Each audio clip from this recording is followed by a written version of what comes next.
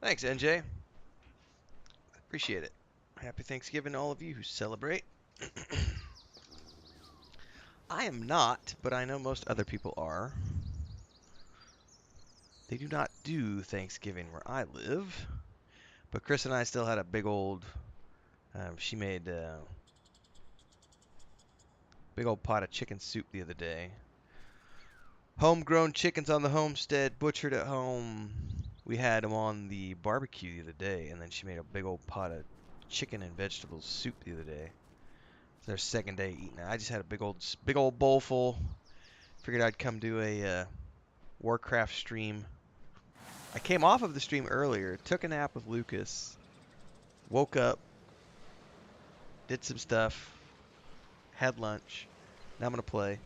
I'll probably go take another nap after this, and then we'll come back with an evening stream as well. I am extremely happy with my look now. I love these new shoulder pads I got with feathers and everything, and I finally got this bow, which has all the feathers and everything. So I'm very happy with the look of my character now. Finally feel. I changed the cloak out for the tattered cloak. I prefer the one with the tattered edges on the bottom.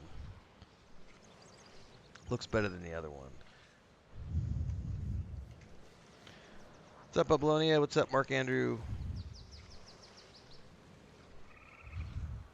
Figure it's perfect time to do your post-lunch relaxation. I just had my big old big old bowl of chicken soup. So I'm gonna play for an hour or so, and then I'll probably wind down and take a nap as well before we come back tonight with whatever we're gonna get up to this evening. On your left. I don't know what we're doing tonight. I've got the 2004 King Arthur movie with all those amazing British and UK actors ready to go for Chris. Whenever she wants to watch a movie, we're going to do that this afternoon.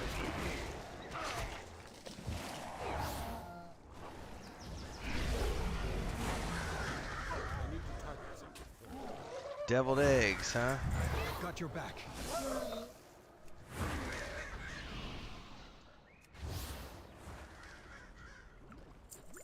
I like deviled eggs.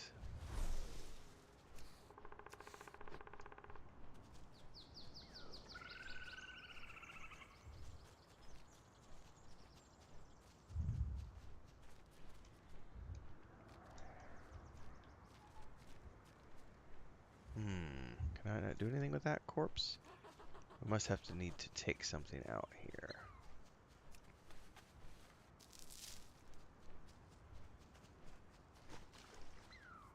It's definitely highlightable, but I can't do anything with it, so I wonder if that's bugged out or something. We'll come back to that one in a minute. Got your back.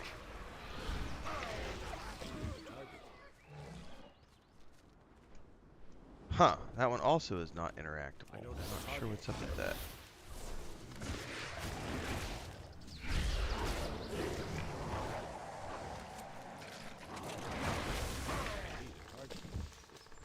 I eat a lot of eggs throughout the week, man. Deviled eggs sound really good, even though technically I eat. I mean, it's just spices. It's really the only difference between that and normal hard-boiled eggs. You're not alone.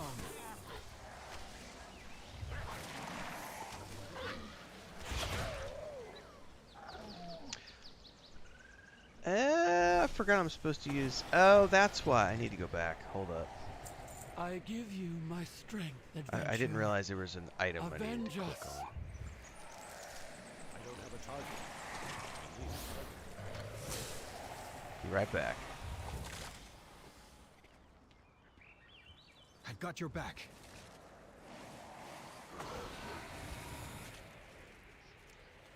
If that decayed ancient reaches Iskara, all of our spears and nets won't be enough to stop it. You must help us. Can't wait to get my next dragon, man. I feel like these proto dragons are like Pokemon. Gotta collect them all. And I'm sorry.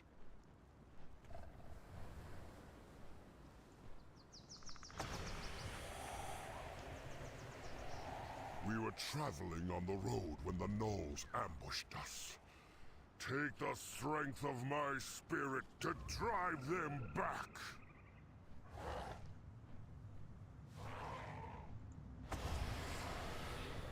I've got your back. Please, don't let this decay spread to the Scholar. It will consume and destroy everything we hold dear.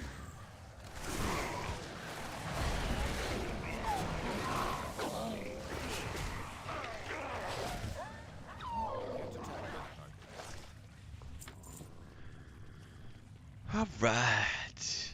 Surprise, surprise. Rotting treants. You're not alone.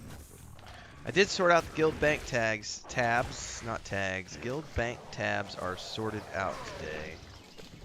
So anybody who's going to want to do crafting, or if you just want to contribute, you can start dropping stuff into the guild bank tabs.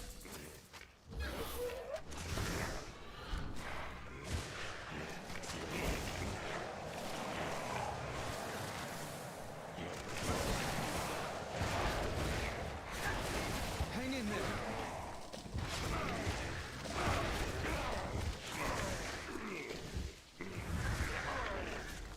Can't attack that target. Oh, I need one more. Yeah, I'm just after hides at this point with this character. All the mats for leather working, but also I'm totally. I'm gonna do engineering with a different character. But I gotta learn more about crafting because I'm still learning the Dragonflight crafting system, which is different. Because I did lots of crafting in Classic, and this is not even remotely the same thing.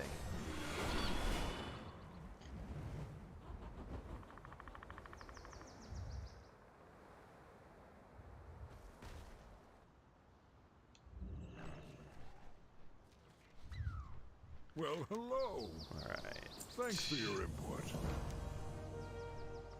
Gonna get a new Next cloak. time, I'll bring soup. Oh, it doesn't look that great with my outfit, but I'll suffer for a little while because I don't want to go back and transmog right away.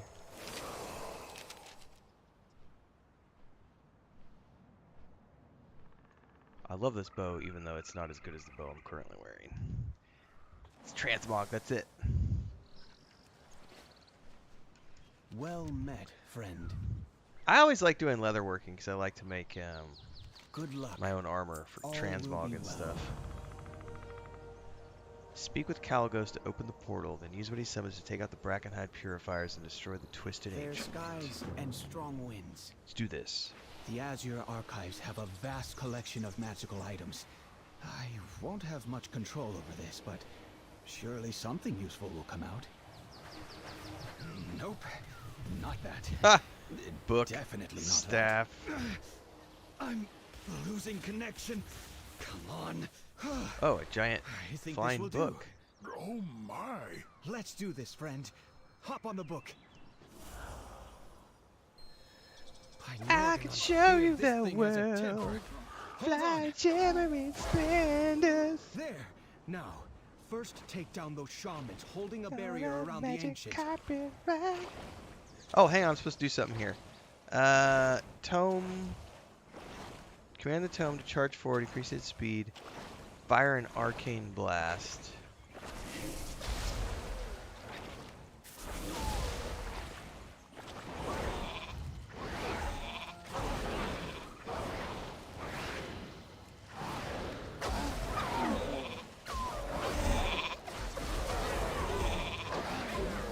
Do you hear the sheep? Oh my god, this is hilarious.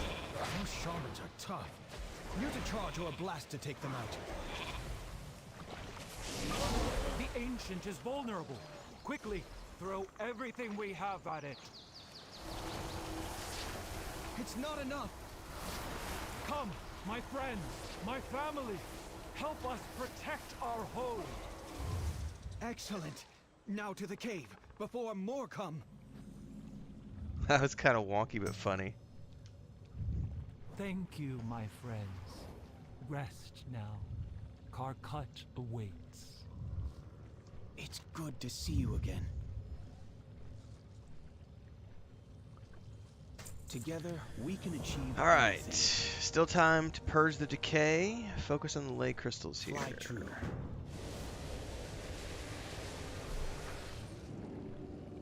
I am here. Thank you. Oh, see, he's physically here now. So he is flesh and blood after all. We were beginning to suspect you were also some spirit. I assure you, I am very much alive. Now, hero, destroy those pockets of decay that remain. I'll funnel arcane power back into the rotted part of the ley line. It may just be able to restore its power. What is this?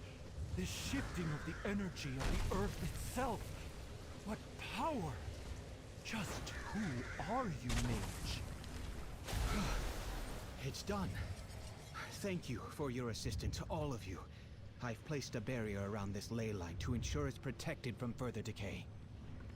Let's leave this place before more of those gnolls descend upon us.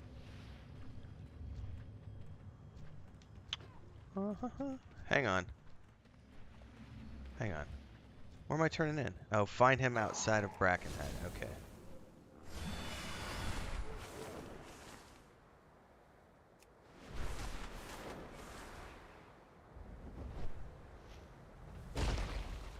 There's magic in everything. We did it! Great work, Renfail. Breathe the fresh air again.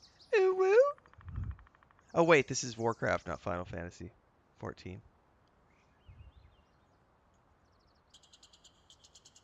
Keep safe. Alright, that's that. Well now. Now, okay, they say, please join us. A celebration of the cycle of the sea is something all can share in. We're going to meet Brenna in Iskara. Let's swap stories. I should get back Booked to the with T Azeroth says, hey, I've been archives watching a now. lot of your videos. Hope I can catch a I'm stream for glad once. I Well, was able to help your I don't people, often Brenna. stream in the Nonsense. afternoons. You Maybe must 2 or 3 join times a us week. as It's not well. scheduled. The scheduled Nothing streams could are be 5:30 more to 7:30 in the important morning than and a 8 warm p.m. bowl of onwards soup at night. after a But I've been difficult starting to stream battle. more in the afternoon because And we I are thought building the you would want audience to now that we discuss started the multi-streaming. other The audience is growing glucose. every day. So you may start to see me Others? stream even more in the You know the afternoons locations if we of have an more audience ley showing up lines? for it. So thanks, Oh, Booked with T. none Glad to so see you. large as the one in Brackenhide, but there are many smaller ones scattered about. I have some maps I can show you once we reach Iskara.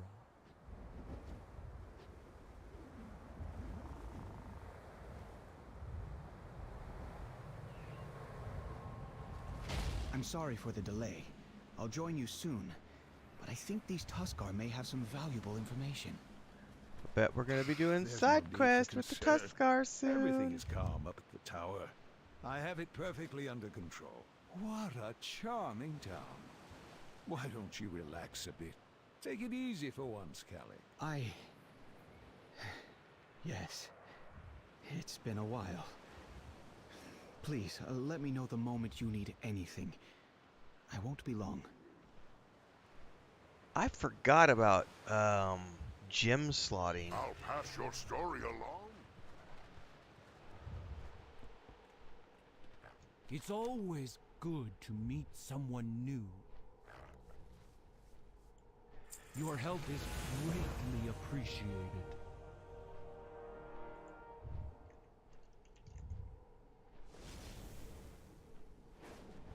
Until next we meet. Is this a dungeon quest? I'm glad we met, friend. Brackenhide Hollow. It's totally a dungeon quest. Well, we're gonna queue up for that. You must be new around here. Let's swap stories again soon.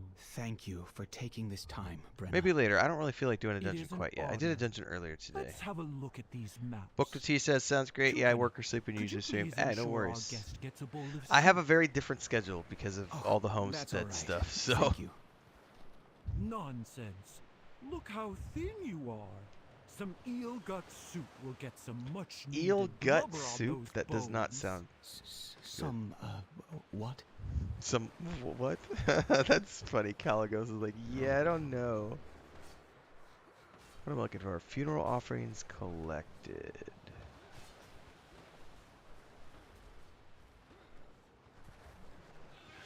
What are we looking? Oh, there's an. Okay. Eat some soup. Uh-oh. Thought it was gonna put me in a dream state and be like.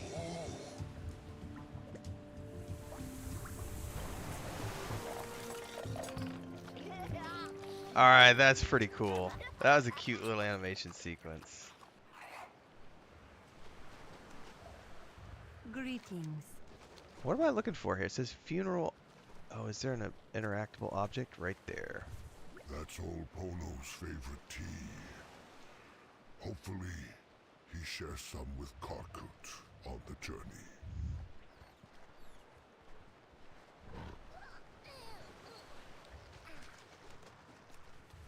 That little boat? It's a toy boat. Chieftain Poloniak carved that for my son, Nomurok. My son fell in Brackenhide, so it seems only right they should return to the sea with its maker.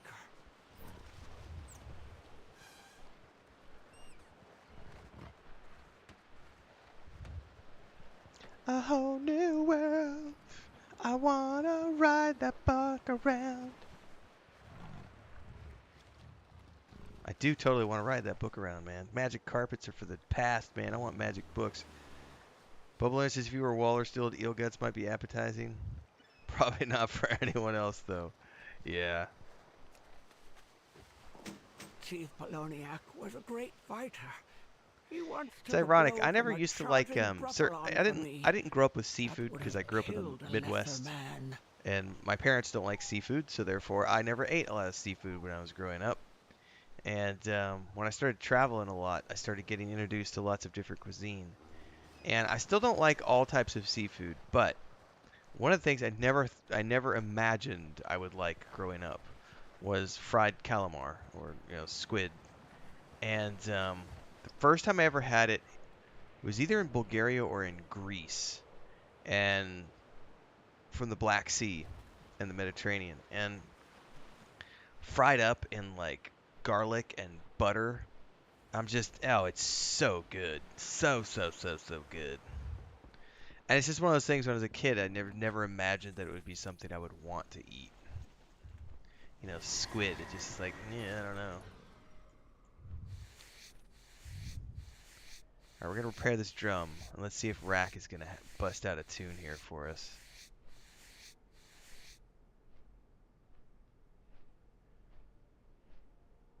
Oh, he's going to do better than that. He's going to do a table dance.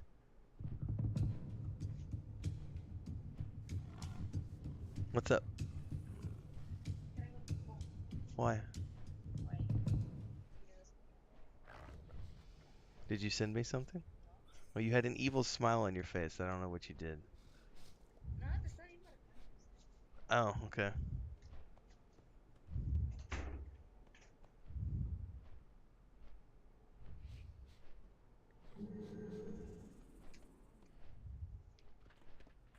What am I looking for in here? Probably this right here. Oh, hang on. I got a troll over on one of my EVE Online videos. I gotta go answer this real quick. We will carve a stone statue for it. Stone statue. I think the boat was my favorite gift here. The handcrafted boat. Hang on. I gotta go answer this troll.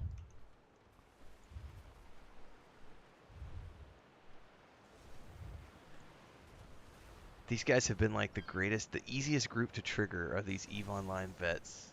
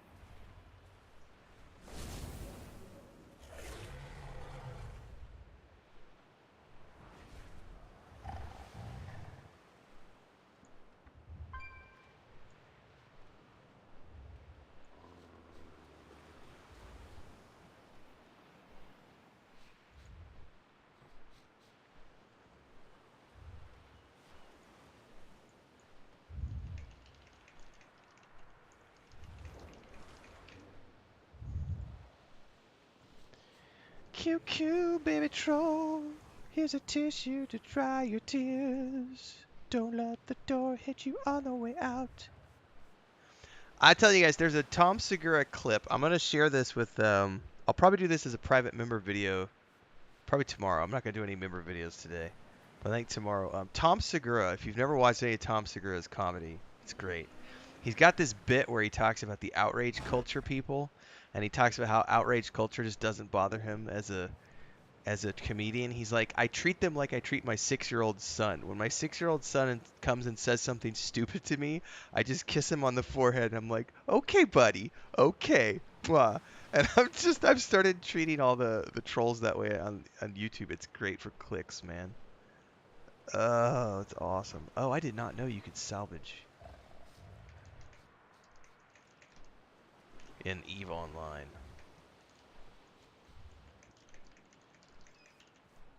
It says you need a salvager or a salvage drone. I'm gonna have to get salvage of the Velders, the Galente Corvette.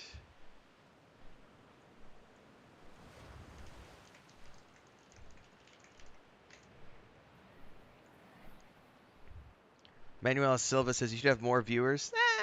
Some days I do, some days I don't. It's all good. I just started streaming with serious intent about 3 weeks ago, so I don't look at it too seriously. Content creation is my day job on YouTube, so I make guides and long form videos, and then the streaming is icing on the cake. But the stream memberships and everything else are growing. We just started multi-streaming October 25th, so actually we are about a month in now on multi-streaming. And we've gained like 115 new people on Twitch, like 17, 18 subscribers. YouTube, we're constantly growing on YouTube. We hit 20,000 earlier this year, which was twice the goal that we had set for the channel for the year. So, you know, I don't stress the viewership too much. Like when Baldur's Gate 3 was peaking, I had like 150 people per stream. And then we had an average of like 80 people per stream for like, I don't know, 3 weeks. And then, you know, playing older games like this, you know, I'm not an established streamer, so I don't have a massive built-in audience. So it kind of just goes in waves depending on what I'm streaming. But we're growing, and that's the only thing that matters. So thanks for tuning in. That's the easiest thing to say. And as always, with everything we do, we are multi-streaming. So people who like what they see, and if you want to support, keep my bills paid, keep me doing this full time, all you got to do on YouTube is drop a super chat. You can also join as a member. Or if you're on Twitch, you can do super chat, bits, cheers, and subs. I always get confused with the terminology. And follow along because we got lots more. I usually do about 6 to 8 videos a day on YouTube, and we do 2 streams every day, 5:30 to 7:30 in the morning, and 8 p.m. onwards at night Central Time. And occasionally, we do afternoon streams like we're doing right now. Where is the turn-in for this? Thank you, traveler. We should be just about done here. Could you tell Brenna? I can.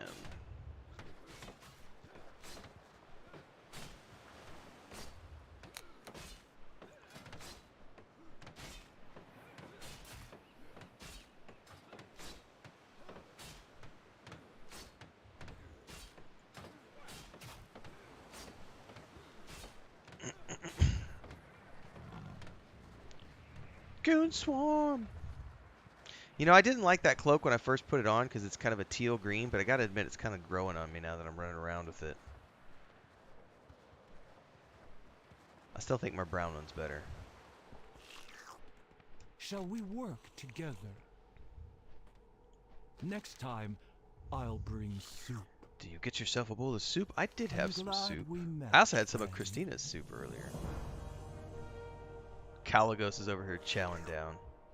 This world is full of wonder.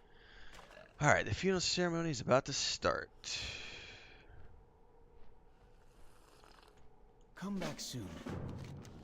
Until next, we were hoping you would join us, friends. A chieftain's return to the sea is a celebration for all. Plus, we just started If with you Warcraft, like what, two don't weeks mind ago? me Have we been 2 weeks doing How Warcraft, did he everybody? pass? Was it the gnolls? Oh no. I think it's only been about 2 weeks we've been doing Warcraft. So technically I'm a new face in the Warcraft scene. Pinoliak was a stubborn old coot, but even he I think we'd had to usually succumb average, to you age know, on the eventually. multi-streams, I think we average around 15 Not to all 20 deaths are violent, dear viewers, friend. and then sometimes we've gotten up to 25 to 30. Yeah, we're about 2 weeks since his Varangian. What's up, Bronlock? Congrats on 70. Thank you very much. So as the Warcraft guild grows and as my reputation as a Warcraft streamer grows, the audience will go up as well. But I'm also not only playing World of Warcraft. I'm playing a lot of Warcraft right now because we're in between other things, but I'm also doing a lot of Rogue Trader right now, prepping for that. I'm going to be starting Dune Spice Wars on the 28th. Just finished up Wasteland 3. Lots of stuff happening here. Go ahead, friend. You can have the honor of pushing his boat out to sea, for your help protecting Iskara. You treasured us all. May the seas find you as worthy as we do. Booked with T says, wish I could play on US servers without having to rebuy. That is one of the downsides to Warcraft. They used to do that with Lord of the Rings Online as well, but then they consolidated everything, and now you just have one server block, which is nice.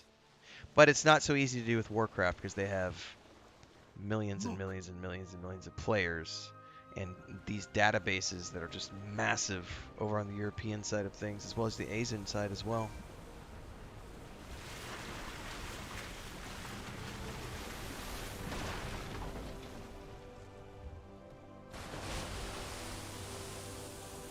Cue the Disney music. Grawl himself has chosen Pinoliak. What a life! Forgive me. I don't understand. How can you find such joy in the passing of family?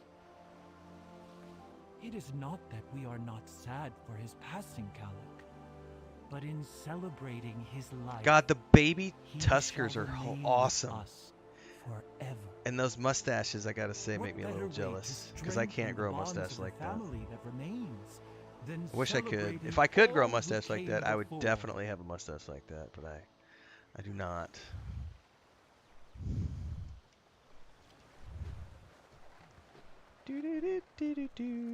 I'm glad you've come. Kalagos looks distant. Fair skies and The strong bond of this winds. community, the friendship and family they share, I never had that. The Blue Dragonflight never had that, and maybe that's because we haven't had the chance to. Now is the time. I must gather my kind. Meet me at the Azure Archives. There is much to be done. Come back soon. You're leaving. The celebration has only just begun. Thank you, Brenna. And everyone. I have learned more than I imagined in my short time in your company. Despite tragedy, you all remain kind and resolute. Because of your community. Because of family. The power the Blue Dragonflight is missing is not ley lines or ancient artifacts. It's family. Alright, now we need to cue the Vin Diesel meme here. Family! Ride or die!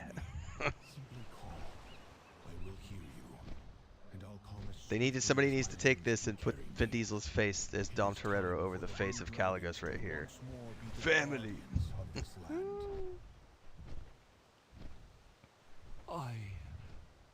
I see.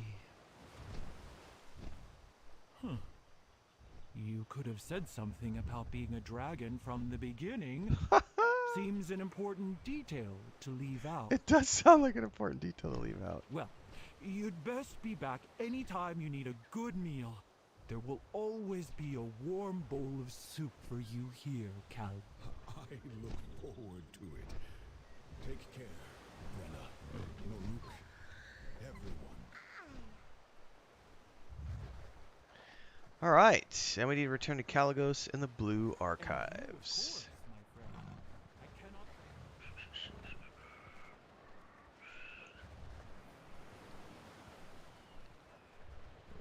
Who might you be?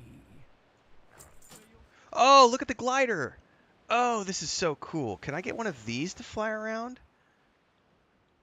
Look at that little thing. That's awesome.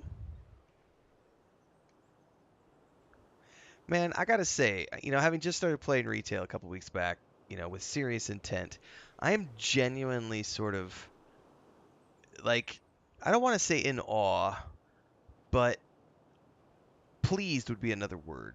I'm genuinely pleased with how well the world building and everything is. Like, I know a lot of people when I was, oh, there's a rune over there. Damn it, I just saw a rune. Playing EverQuest 1, EverQuest 2, Star Wars: The Republic, Lord of the Rings Online, all the MMOs I've played over the years, people have always made fun of World of Warcraft for its cartoony graphics. And it has its own art style, but I don't find this bad at all. Like, it is cartoony, but it's its own established thing. And I'll also say, because we played Wrath Classic for like 6 months last year, or whenever it was, 2 years ago, and that looks completely different than modern Warcraft. And these Dragonflight zones have been just amazing to fly around with the dragon. Just, they've done a really good job with the verticality and just all of this. I'll probably do a, you know what I need to do is I probably just need to do a overview video of me just doing and awing over the world as I fly my dragon around and talk about it. But, yeah.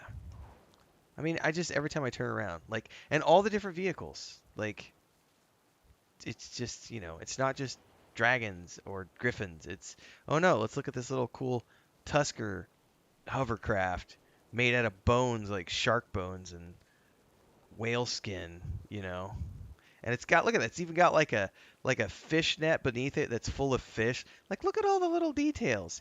And those like 2 little lanterns that are filled with, I don't know, magic, fireflies, I don't know. And like the ribbons, just little details. It's cool, man.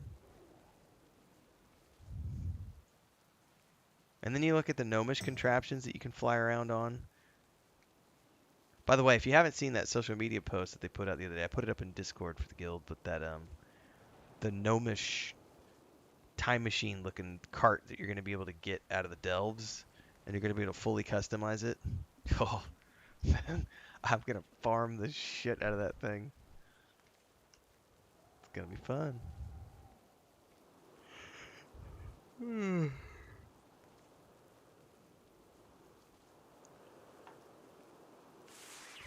What was that? I got hit with green juice.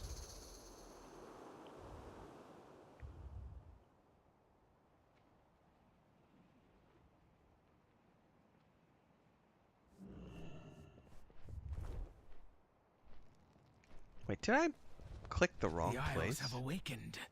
I did click the wrong place. Oh my god, I herped and derped. Why do I have a quest showing me here? I totally didn't pay attention. I just clicked like the nearest place that had a quest to turn in. And I came back to Valdrack the city.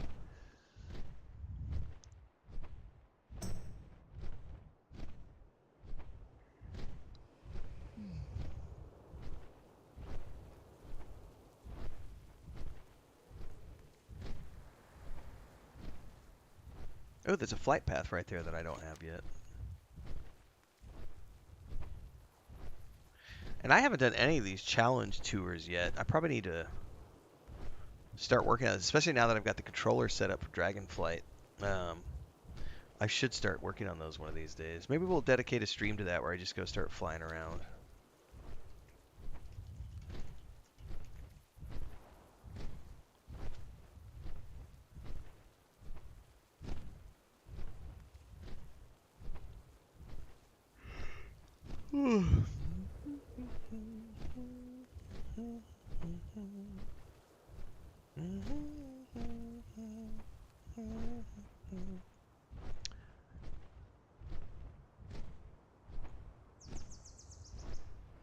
I can't remember. I've got a typo negative song running through my head right now, and I can't remember the name of the song. Also, I haven't listened to typo negative in like 20 years. I don't know why. That's in my head.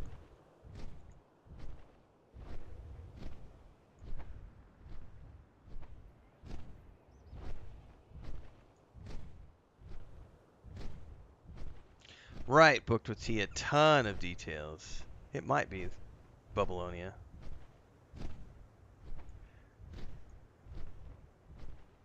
my first ever serious girlfriend when I was first getting out on my own, living on my own at 16, was a huge Typo Negative fan. So naturally, I ended up listening to a lot of Typo Negative for about 4 months over the summer.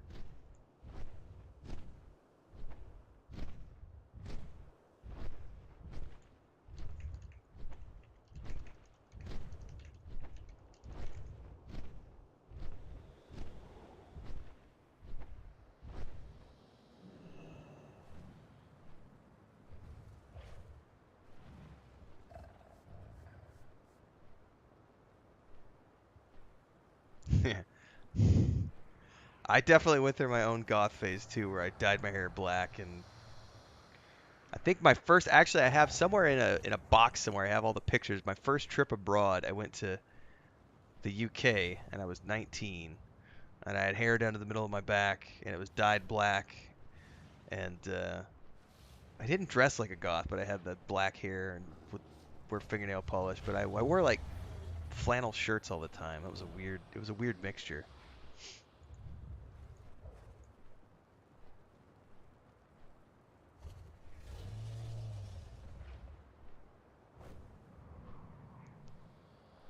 It might be Black Number One, I think, is the song I'm thinking of. I don't want to play it because I'll get hit with a copyright strike. I'm looking it up right now because I'm trying to figure out what's in my head.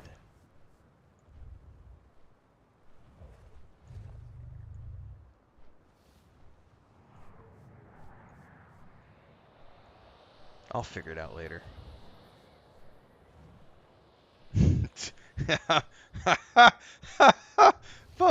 Babylonia. Jesus. Or toilet seats.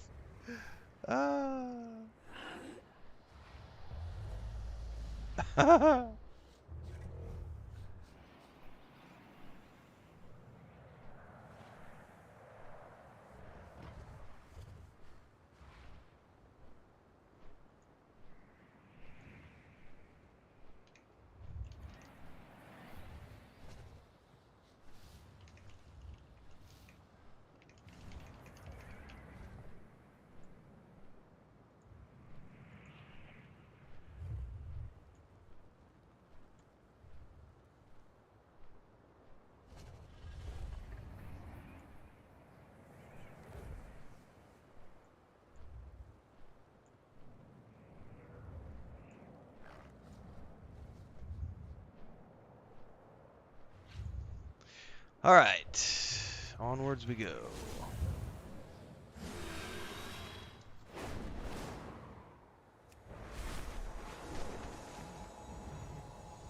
I've repaired several ley lines, and our friend here helped repair a major one. Has the Oathstone been repowered? Some power has returned to it, but I fear something still is preventing its true power from emerging. All right. Perhaps it has enough power to do one small request. Fly true. Get it done, Caligos. You are the aspect, bro. Hope that worked. I need my flight. We will see in due time.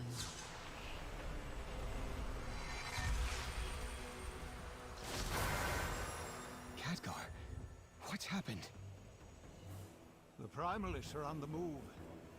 It seems we did far too well at stymieing their efforts at Vakthros. Razageth has renewed the attack herself. If Vakthros falls, the whole of the Azure Span will fall with it. Quickly then, we must stop her before all is lost. Hopefully, we won't have to face her alone. Vakthros is connected to the major ley lines in Azure Span. If it is destroyed, the archives would cease to exist, along with the rest of the Azure Span. I don't suppose any more blue dragons showed up to help? Not yet. It will be up to us to stop this. All right. I stand with you. Ooh, I just got Whirling Surge. What is that? Spiral forward at great distance, increasing speed. Oh, and I got Highland Drake. What? What? Good luck.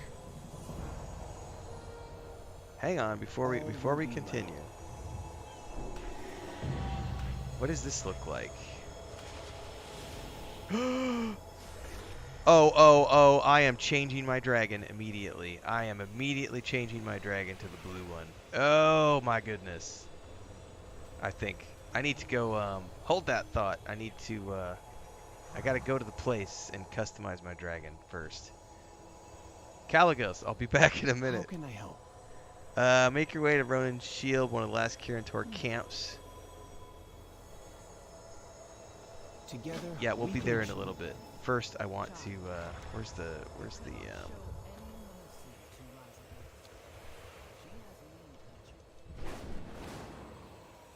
I actually don't want to, I want to find the flight path because we're going to go customize my Drake really quick. Which was where, Skytop Observatory.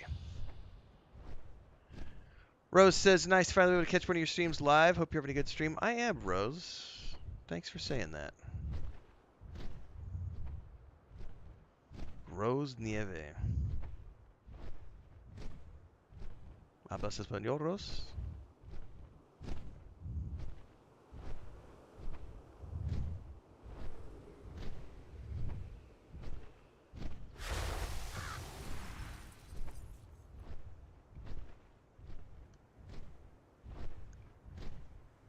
I want to go customize my blue dragon and see what I can get. I keep hearing, so today I've heard multiple people say that it's been nice to catch my streams live, which makes me think I need to start doing more afternoon streams. I think what it is the universe trying to tell me that I need to start doing streams like Co-Carnage or something where I just stream for like 8 hours a day. Start in the morning and stream until late afternoon. In a perfect world, I would. But I'm still making the bulk of my money from content creation. Until that shift happens, I won't actually consider myself a streamer. But it's nice to have people say that, you know, they're glad to be here. That makes me feel glad that I'm entertaining enough to be watched. Thank you very much.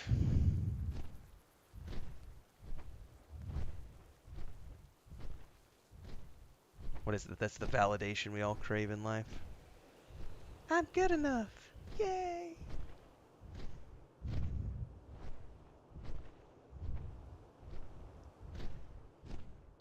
I'll tell you what, the hardest streams for me to do sometimes are the nighttime ones. The morning ones aren't too bad, but sometimes, by the time 8 o'clock rolls around, I am just so tired that it is sometimes a struggle to do the 8 to 11 streams if I haven't had a nap. Wasn't so bad when I was drinking coffee all the time, but since I've cut back on coffee, that is... But what I have started doing is taking like 2 naps a day now. So I'm taking a nap in the morning, and then I do another one in the late afternoon. Because we only sleep... I mean, I go to bed at midnight, and then I get up at 4:35 when the alarm goes off. Or if the cats wake me up. So I only sleep about 4 hours at night, and then I catch the rest of it during the naps. Rose says, that blue dragon is one of my favorites when I first played Dragonflight. So far, I think it's going to be my favorite. The green one is just too ugly. The way the claws are, like the wing claws look just nasty. It looks like a bat. I'm not a fan. The red dragon does look cool, but I think I'm going to be using my blue dragon. I got to see how I can customize it real quick. I just like the color blue way more than the color red. Now, when I can get a black dragon, oh, baby. Just wait. It's the best thing about just now starting Warcraft is I feel like there's an infinite amount of things I could go farm in terms of transmog and mounts and factions and pets, and I've already got 2 more videos I can do, which I'm probably going to work on tomorrow. One is which is the setting up the controller guide, and the other one's going to be my max level Beastmaster guide. Alright, let's see.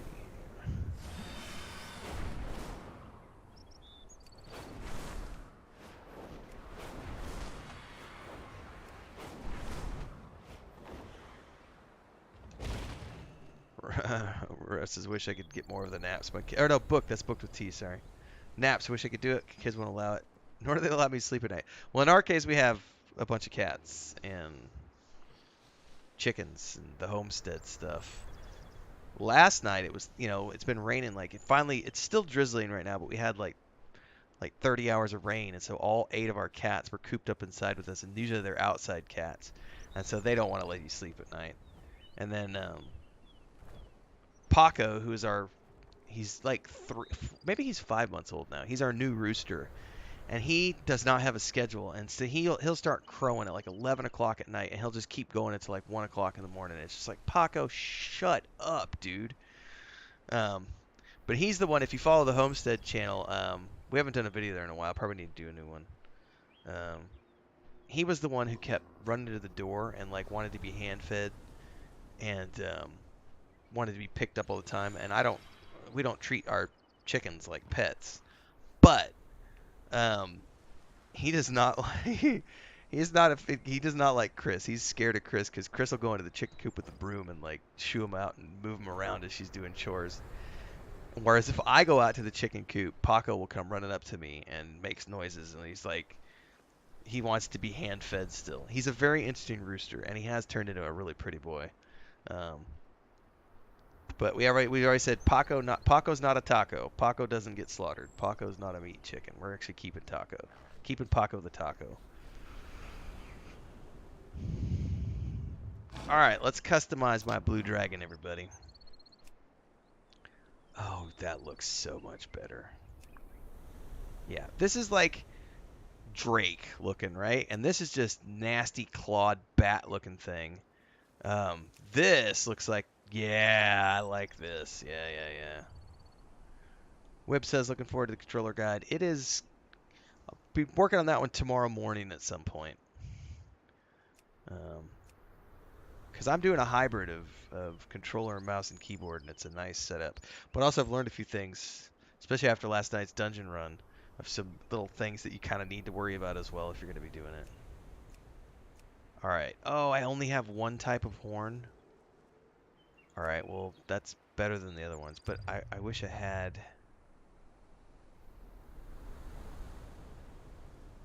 Okay, that right there... Okay, either I don't have them yet, but the Grand Thorn or the Hook. I think I like the Grand Thorn. I'm gonna have to go find those.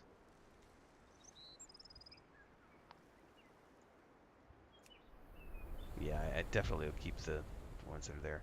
Horn color will. No, I like the black.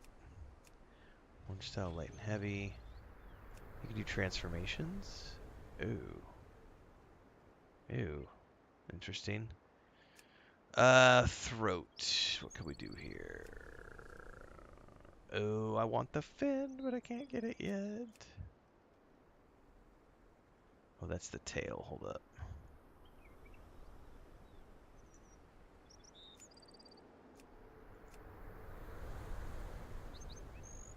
Ooh, let's do fins. The fins look kind of groovy. Tail. Yeah, we'll do fins.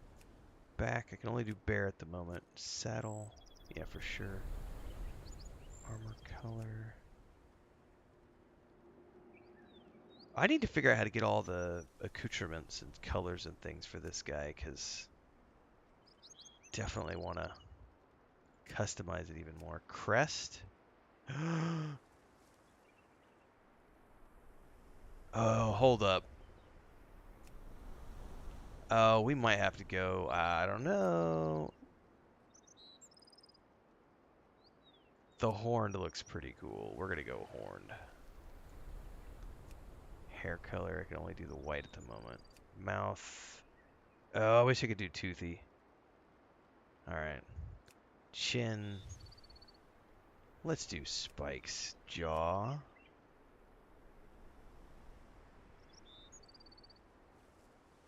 Let's do fins.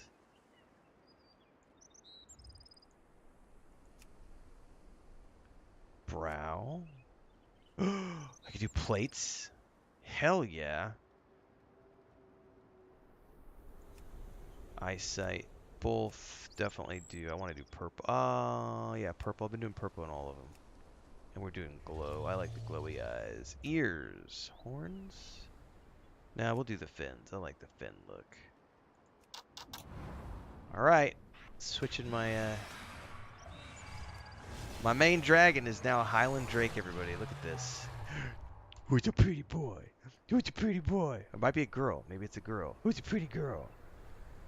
Oh yeah, she's looking tough. Oh yeah. All right, I'm very satisfied with that. Obviously, I want some more. I need some more horn variation and stuff, but I'm very satisfied with her. All right.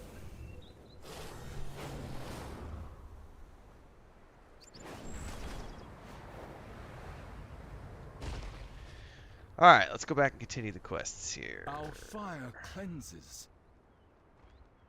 Run shield.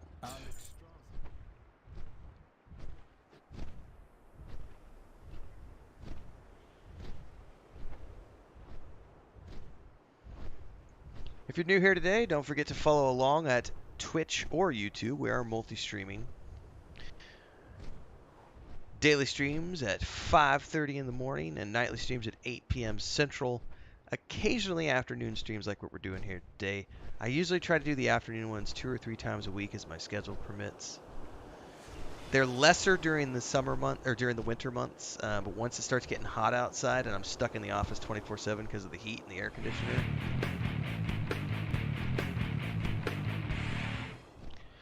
Welcome to the YouTube channel, Quinn with Uke. Don't forget, also follow on Twitch. If you're tuning in to one place or the other, it's awesome if you can do both at the same time. Helps our viewership numbers go up. We are actively pursuing growth on both channels. Look, going towards 100,000 subscribers on YouTube is the next goal. And Twitch, since we just started multi-streaming on Twitch about a month ago, the big goal in 2024 is to see if we can't get partner status. That's a hard thing to do. You got to get 75 concurrent viewers for like 30 days in a row, and I got a long way to go to get that kind of viewership. So, you know the schedule, everybody. So hopefully we'll see you every time we're live. Don't forget the Discord. If you want to come join us in World of Warcraft, we are playing on the Moonguard server. The guild's name is Risen. All you got to do is reach out to myself or any of the officers, Babylonia, Varangian, Maduros. They'll get you invites into the Discord. Fill out an app. We can get you invited as an initiate and go from there. Just started doing our guild here about a couple weeks ago, and we are actively building up right now and preparing for the War Within and the entirety of the World Soul Saga. So if you've never played World of Warcraft before, or you've never had a chance to play with a good group of people, now would be the time. Non-sweaty, story first.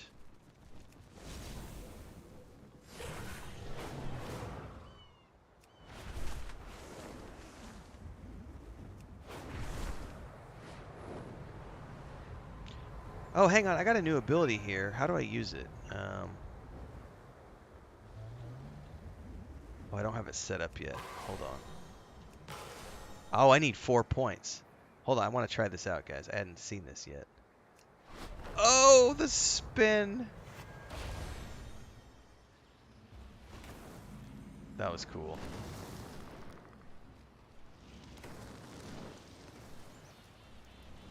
Covered in flour and brown sugar. What do you need? I saw Caligos and Khadgar go towards the mountains a moment ago. We're holding our own against the Primeless, but we could always use more help. May your blades never dull. Strength To the mountain. for the Horde. Be safe. You meant end game. I'm doing great, Adam. How are you doing?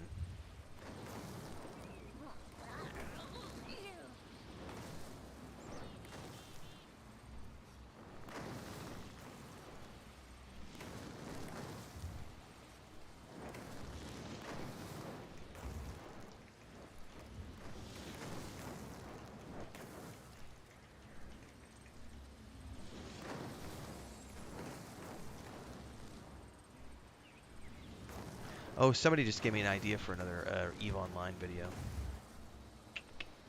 Hold that thought.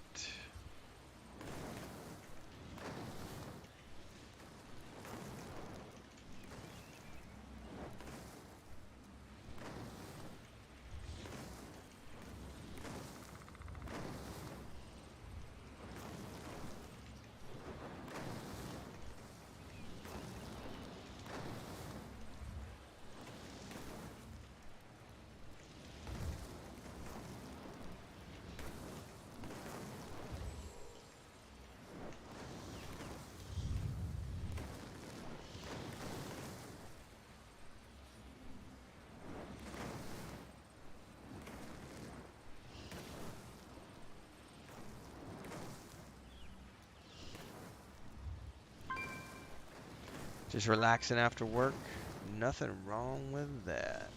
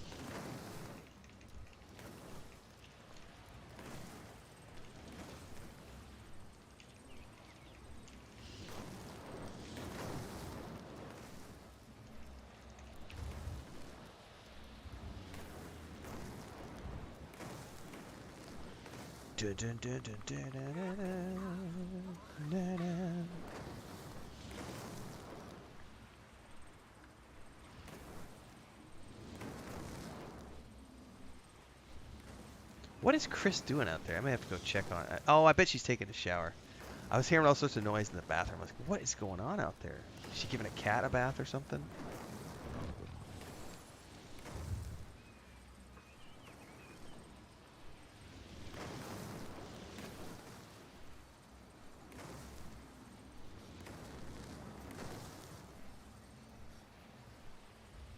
Is tomorrow Friday? Tomorrow's Friday. Tomorrow's, I guess, Black Friday in the U.S.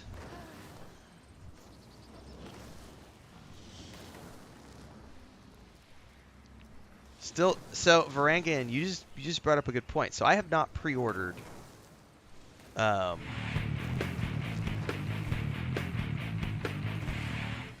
to the YouTube channel, Brandon. Don't forget to also check us out on Twitch because we're multi-streaming in both places. I have not pre-ordered The War Within yet, and what I did is I did a 3-month block just to get me past the holidays, make sure everything is going to go the way I want it to go. So far, it's looking beautifully. We're good to go. So I think in January what I'm going to do as soon as I get past the holidays, that way it's a tax break for the new year, is I'm going to go ahead and drop a full year's subscription and pre-order, and I'll have a boost, and I don't know what I'm going to use it on yet. It's interesting because one of the things I was kind of waiting to see is what's going to happen with the subscriptions, because are they going to fold World of Warcraft into Game Pass or not?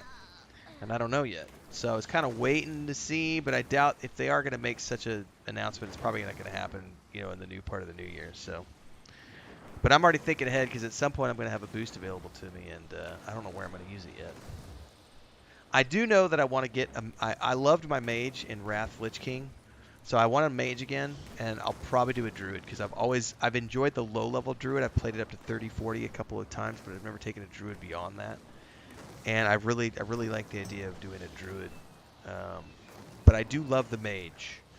The mage was my main alt that I played on Wrath Lich King, and took it all the way to max, and really loved it. Ice mage, baby. Alright, I'm AFK because I'm taking too long in game. Meet Khadgar and Caligus mirror images at the base of Vakthros range.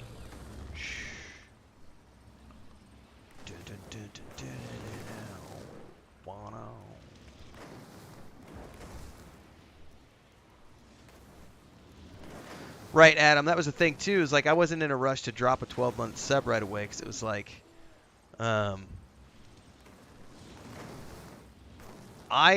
because I'm a little different than a lot of people, because this is also this is all tax deductible for me since it's my day job. So I'm also looking at, I've kind of spent all the money I need to spend in 2023 for tax purposes. So anything I can push to next year for tax purposes, I'm going to push to next year. I think the only thing I spent this year that was an additional thing was when I went ahead and spent the pro license or whatever it is from Streamlabs, because that allows you to multi-stream. So as soon as they made that announcement, it was like, oh, okay, here's $150 for Streamlabs, because that gets me the ability to multi-stream now to multiple places.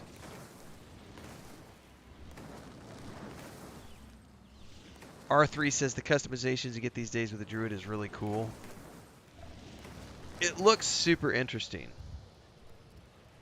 the druid does look super interesting. The mage is easy, especially if you're playing ice mage. The ice mage is super easy to play. Just freeze shit and don't get hit. You know, it's like Blizzard is your friend. I'm sure there's nuances to the way it plays in retail. By the way, it says there's a rune around here somewhere. Oh, no, go down. There's a flight path you need to grab. Noob.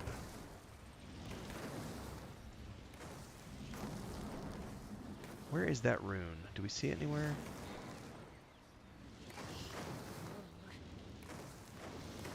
At some point, I may just need to break down and go look up where the runes are and spend a day and just go around and get runes. I'm not, like, it's not a huge priority for me right now. However,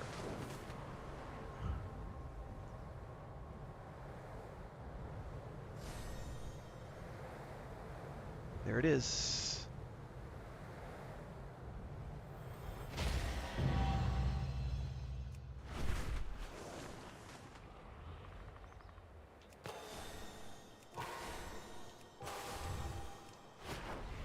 Oh, that spin is so cool.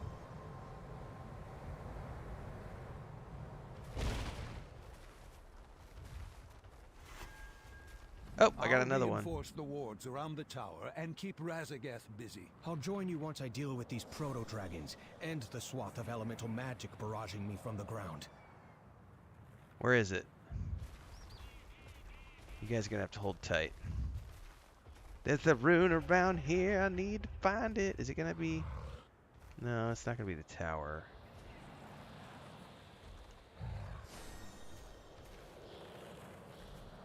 I found a couple of them hidden in the trees, and that's been kind of tricky when they're like hiding up in the leaves.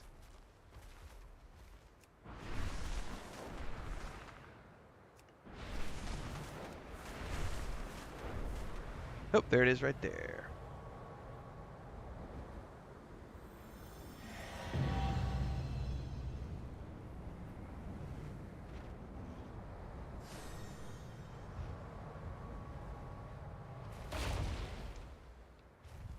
This world is full of... What's up, Jordan? Happy Thanksgiving to you as well. Keep safe.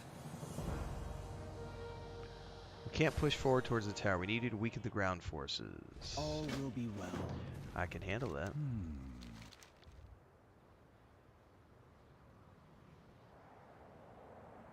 Come back in one piece. Okay. Be vigilant, friend. So we're going to take care of a bunch of dudes in here. And I got 2 more runes to spend. Restorative Travels, which I already have. I can't do any more until I get more points.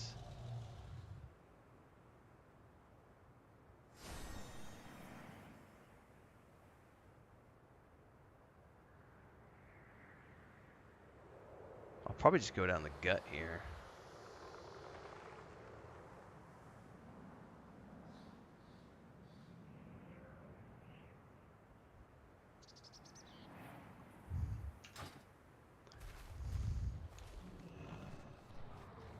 I don't have a target.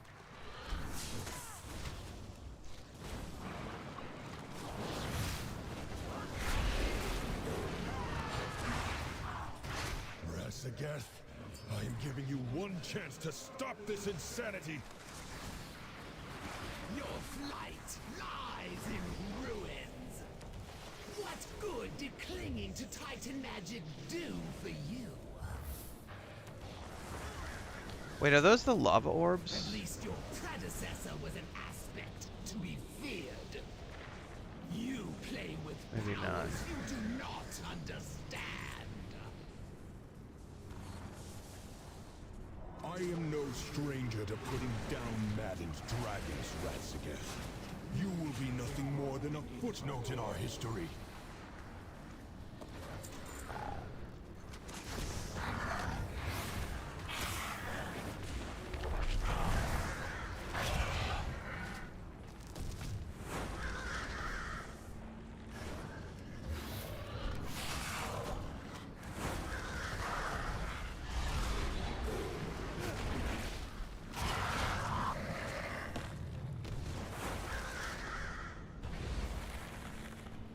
Oh, that's probably an orb right there.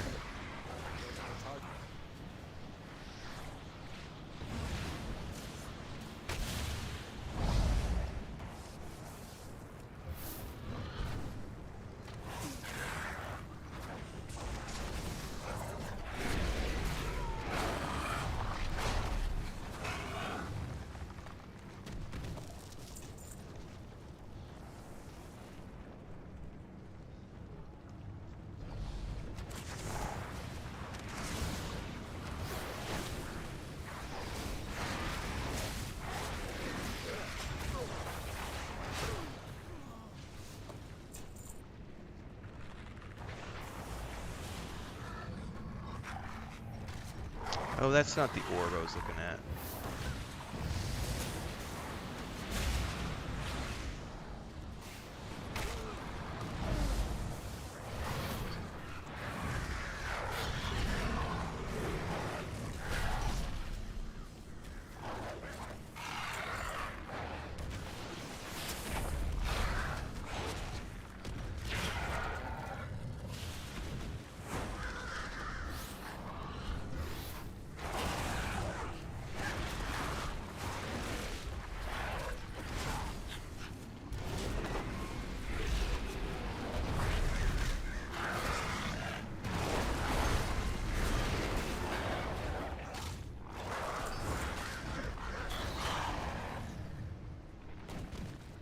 Alright, I need one more.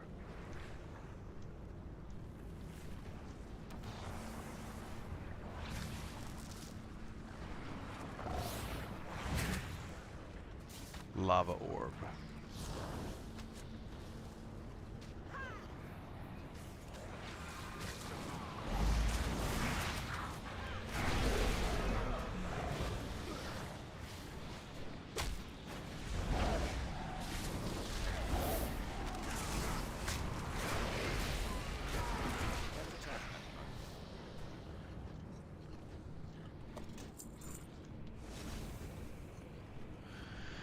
Alright, turn-ins are up here.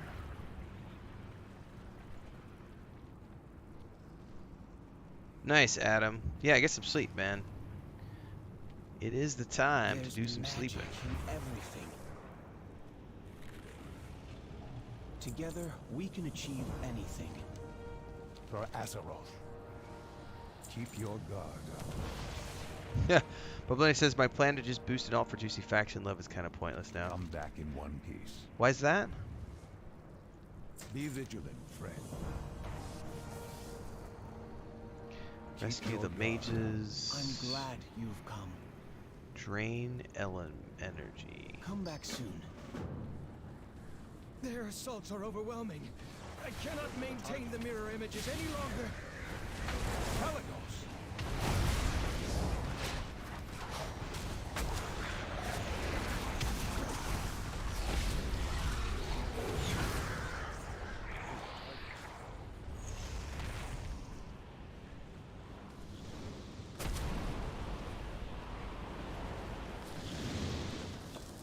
Mortal fools! You fumble with arcane magic and spread its use like a blight upon this world. This power is meant to be studied and harnessed, not feared. You would kill those who seek to use it for the greater good? I will eradicate your insignificant kind and end your meddling with the unnatural.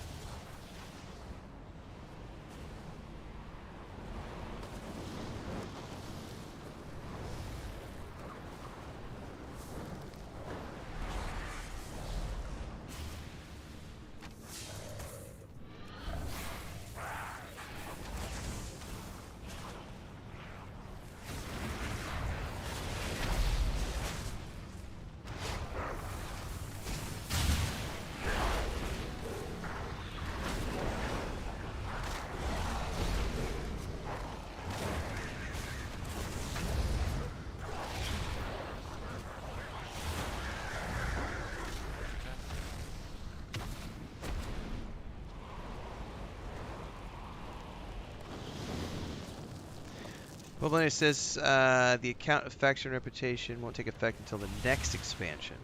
I would imagine by then I'll already have 20 facts with the Dragon Knowledge just from playing, so no gainer. Got you then. Booked T says about to head off too. Rough day at work, so dead tired. Thanks for the stream. Thank you for being here, Booked. Glad to see you. Thanks for the kind words earlier. I really appreciate that. Get some sleep. It is necessary. Despite the fact that we all might dislike it. Like, damn it, I don't want to sleep. I want to do other things. Cool things happen when I'm awake. But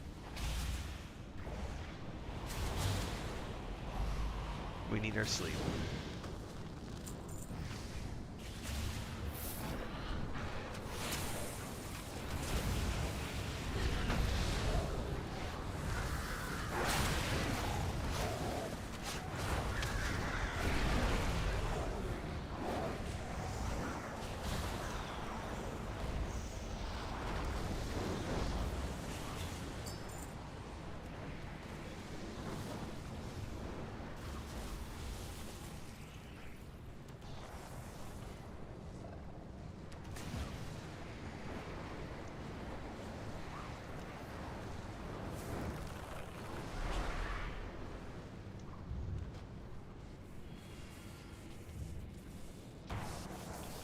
Lava hot. Gonna put my feet burned.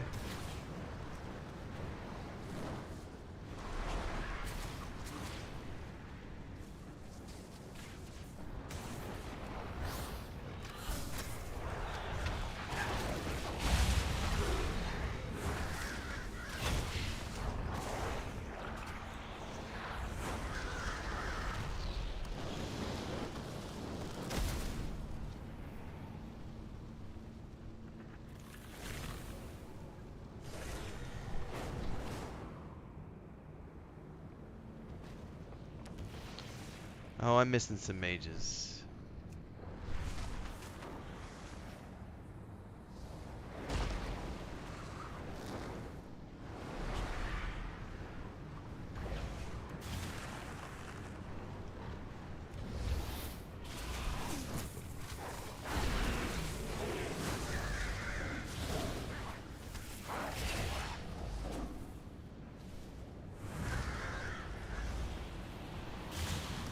Beard is looking mighty, says Babylonia. Well, that's because I got plenty of troll tears from YouTube chat to the YouTube comments. Those EVE Online trolls, man. They give me lots of troll tears to use as beard care.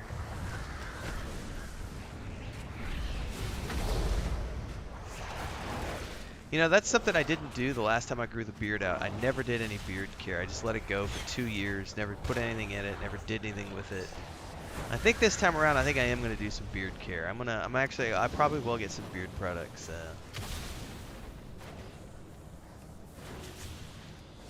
I think. We'll see.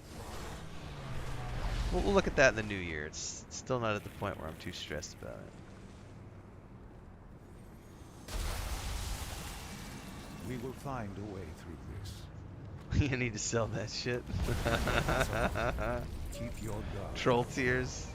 Come back in one piece. Use the gem to destroy the herbs, which give Caligos room to unleash his power. Be with me.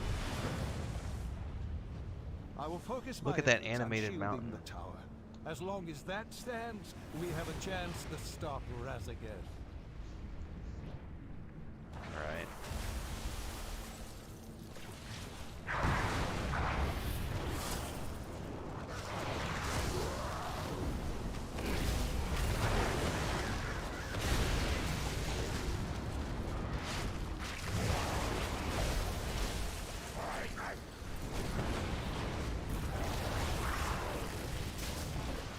Hold up, these guys are wrecking me. What am I taking damage from? Is it the fire? Hang on! Get out! I'm gonna die. So I gotta figure out what am I taking damage from? Lava. I'm definitely taking damage from lava, even though I thought I was standing on rocks.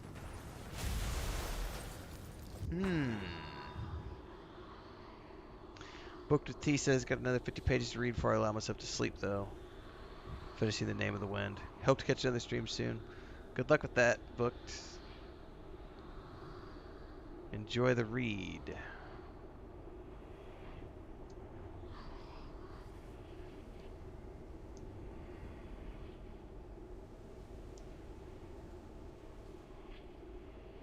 Hang on, where the heck?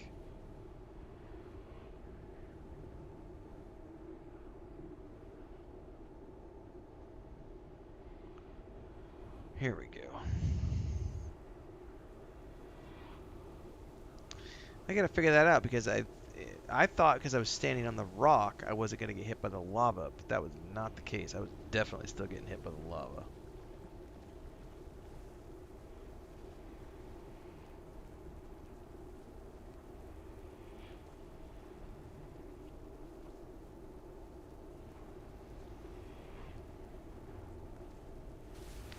This right here, by the way, is one of the reasons I will never, ever agree with people that say you need XP loss and item loss when you die. Item degradation and a loss of time is more than punishing enough. Like, I have to do a corpse run, I have to get all the way back. You know, it's an inconvenience. It shouldn't be a punishment.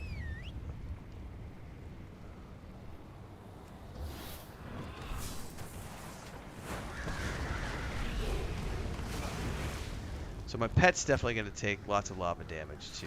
Alright, I see. Son of a bitch. Alright. Obviously I am going to have to figure something out here. Feign death. Did I just punt myself off the edge? I totally did.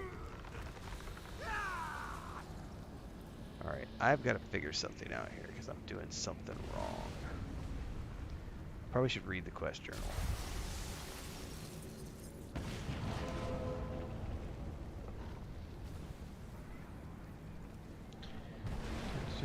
The empowered gem should allow you to disguise yourself. Oh my god.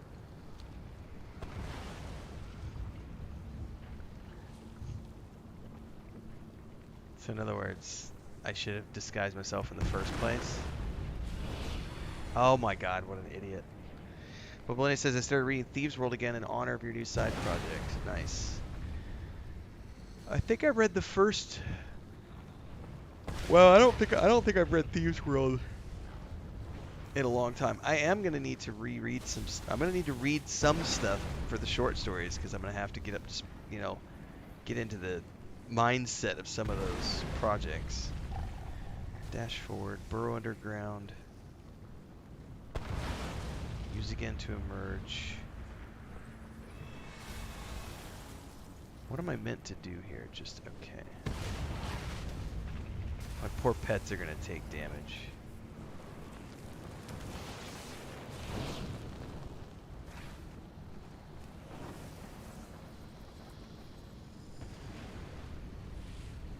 Oh, these guys are gonna see me, aren't they? Okay.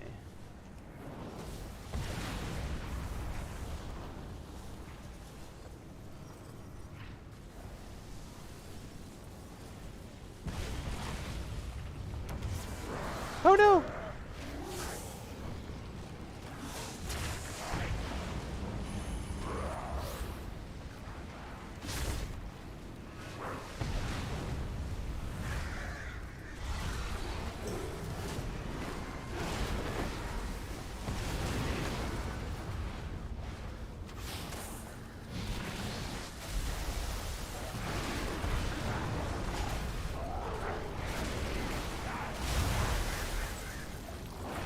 Disorient is really frustrating.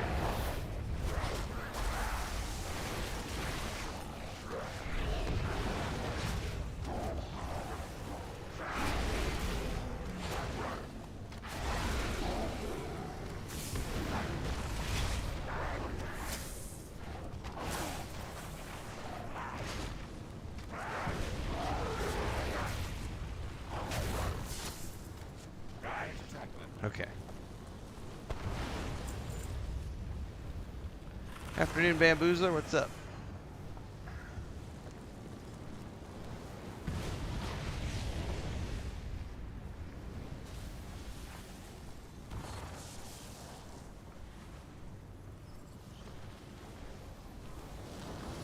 Oh no, I'm gonna get seen. Maybe not. Whew.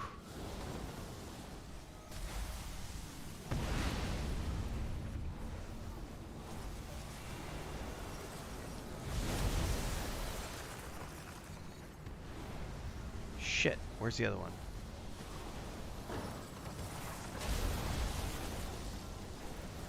I'm totally using mouse and keyboard right now. I switched over from the controller, but this is way too finicky to try to do with the controller.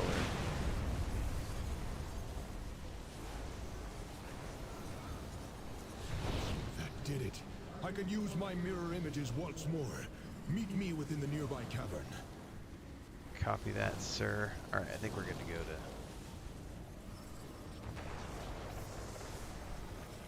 Very full of turkey. I found an area to take cover for a moment. I'm very full of chicken soup. I had chicken soup with Chris. And I had a small thing of chocolate pudding, which is really delicious. I have a weakness. If there's one thing that I have well, there's more than one thing. Like, okay, so you know the cereal, for those of you who live in the United States, Corn Pops, that cereal, I have no self-control with that cereal. Cherry Pop-Tarts, Cinnamon Pop-Tarts, no control over those things. Chocolate pudding, I can eat a gallon of it. Brownies, blah. I will gorge myself on sweets, especially chocolatey sweets.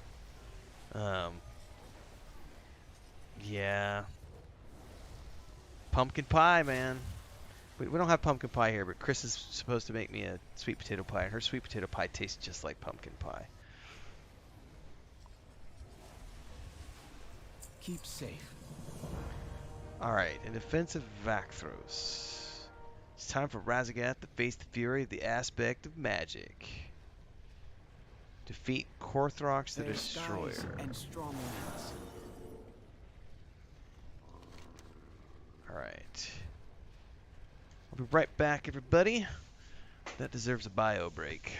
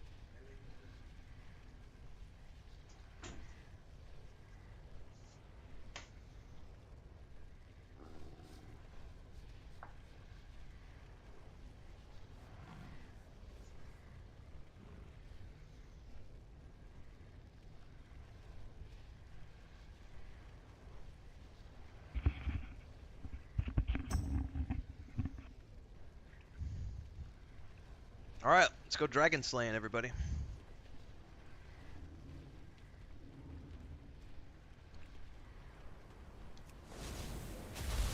Oh, they're all watching. Oh no, they weren't just watching.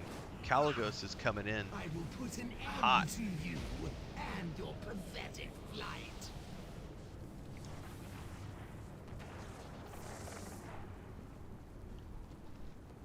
I need to target.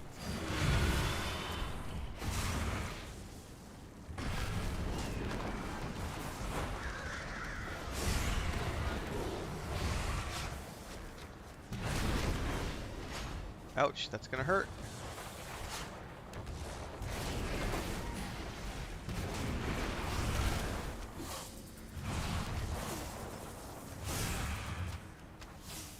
Seek sanctuary in my runes.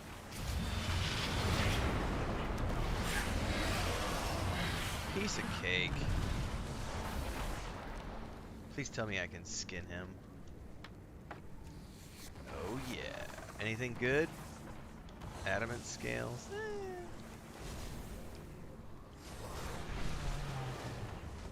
Oh, something epic's gonna happen up over here. Look at this.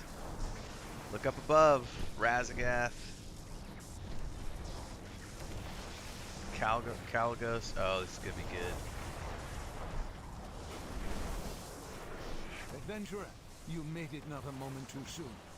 Razagath is draining the tower of its energy. This land is teeming with ancient magics.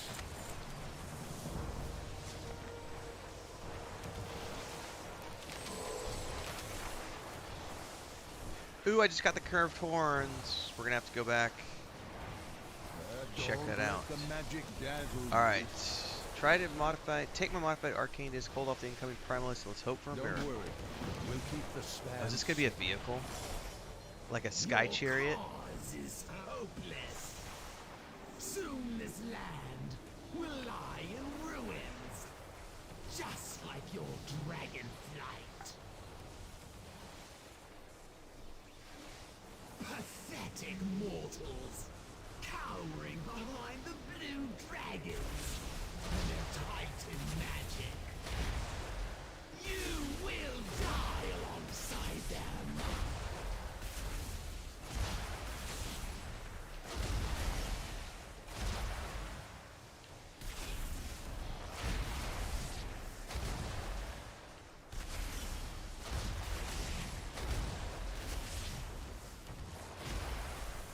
Rain fire, Caligos.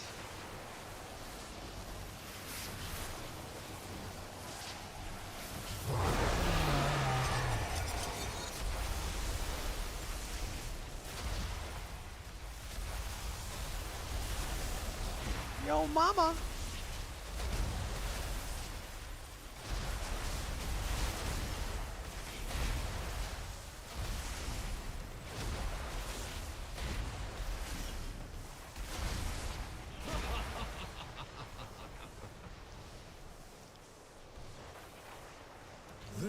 No, I'm too lazy to do that right now, Bronlick. I figured my problem out anyway.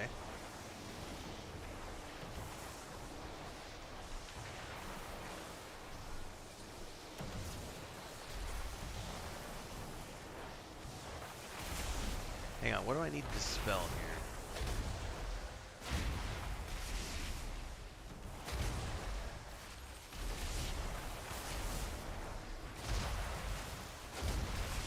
Oh, funnels. I see.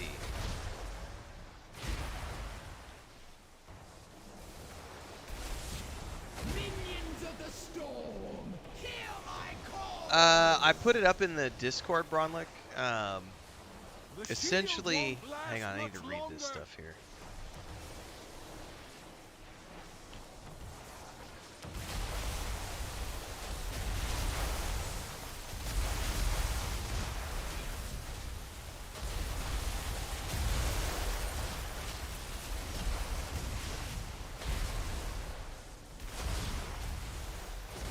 I may not be able to destroy this tower, but I will have my pride. When I was setting up, I was using the hotkey bind and I was setting up character specifics. and what it was doing was it was deleting the global control. So it was deleting, it was saving the controller keys, but not my normal keybind for like 1, 2, 3, 4, 5, 6, 7, 8. And so when I then went to switch over or unplug my controller, I lost all of my 1, 2, 3, 4, 5s. So there was some tweaking that was required. Weakling up. You need a mortal to defend you. Abominations. Both of you. And you will perish here. Cold and alone.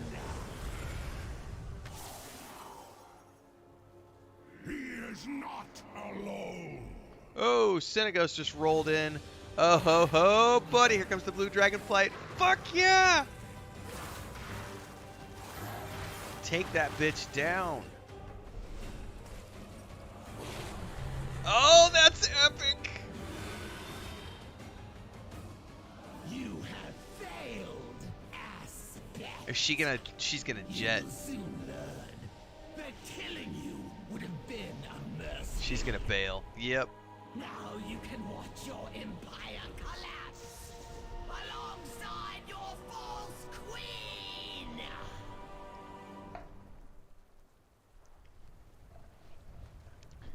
That was a pretty cool animation sequence. Nice cutscene. I stand with you. Razagath has fled. Aspect. Good luck. The Azure span has been stabilized for now, and more blue dragons have arrived. It's time to return to the Azure archives and reclaim the Oathstone. Fly true. Hell to the Please, yes, return brother. to the Azure archives. Sindragosa is awaiting our return, and we should be able to reclaim the Oathstone. Sindragosa. She has returned from the grave. I'll explain on the way.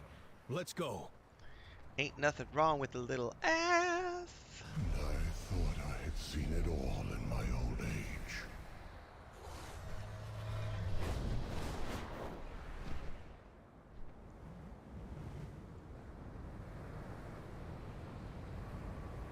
Oh, this is pretty dope. Oh, are we going through the tunnel? Are we going through the tunnel? If I don't screw it up. Woo! Now this is pod racing. By the way, I love this new ability that we're going to use right now. Choo choo choo.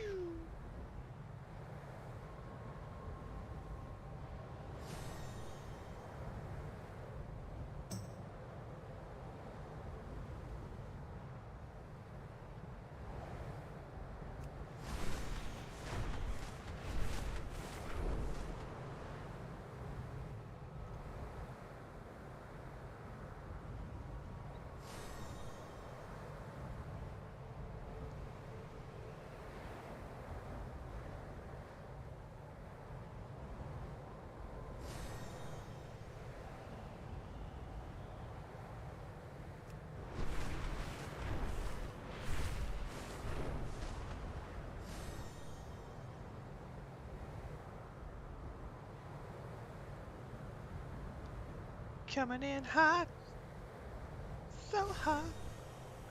All right, kabam!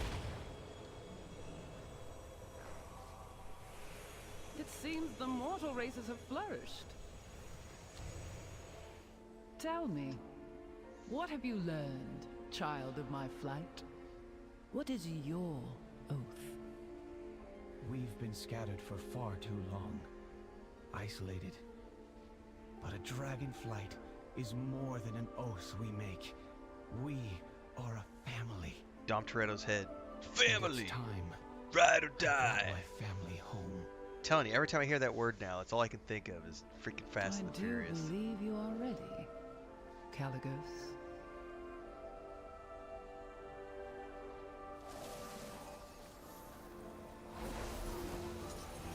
Damn right, Tiny Toadster.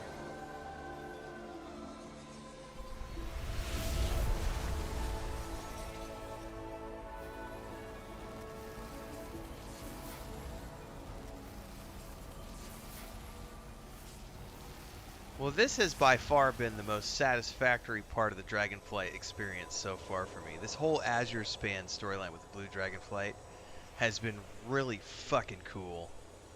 Like, definitely my favorite part of Dragonflight so far. What flight do you hail from? Do not let the magic overwhelm you.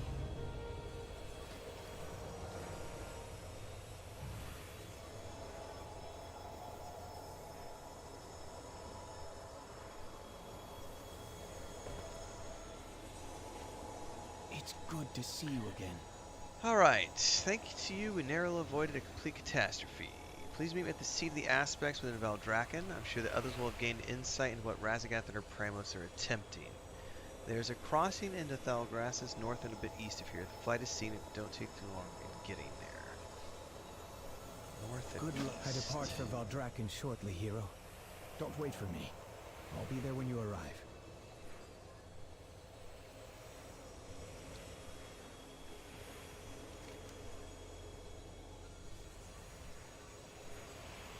Also, the Azure Vault. I ran that dungeon earlier today.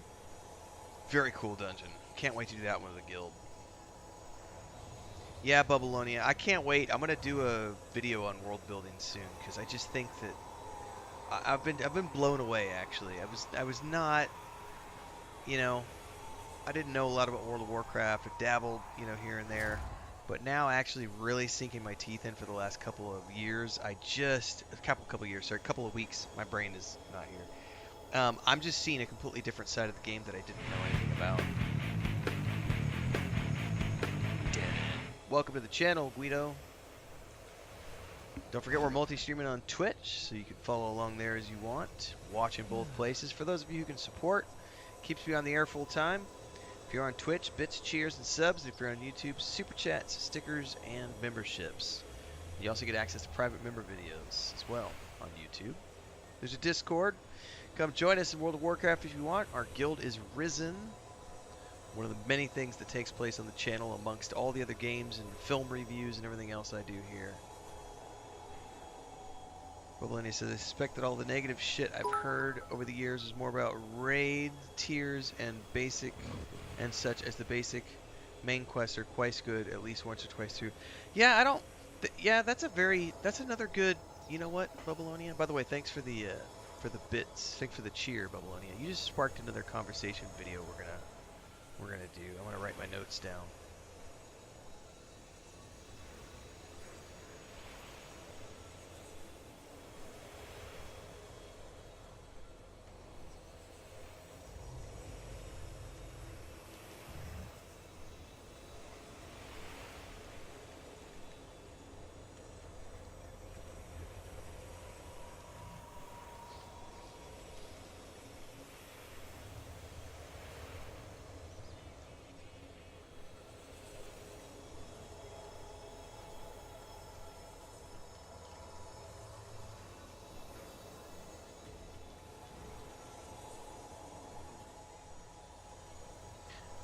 That's a good video, Bubbalonia.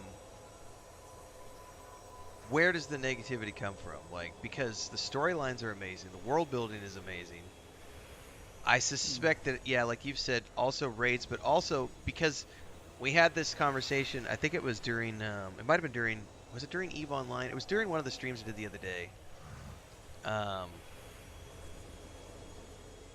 can't remember who it was talking about how they really disliked Elder Scrolls Online because they felt like Bethesda had fucked up their class because of class balance. So literally their whole rant was about how they hated the balance passes, the balance changes that had happened over the years.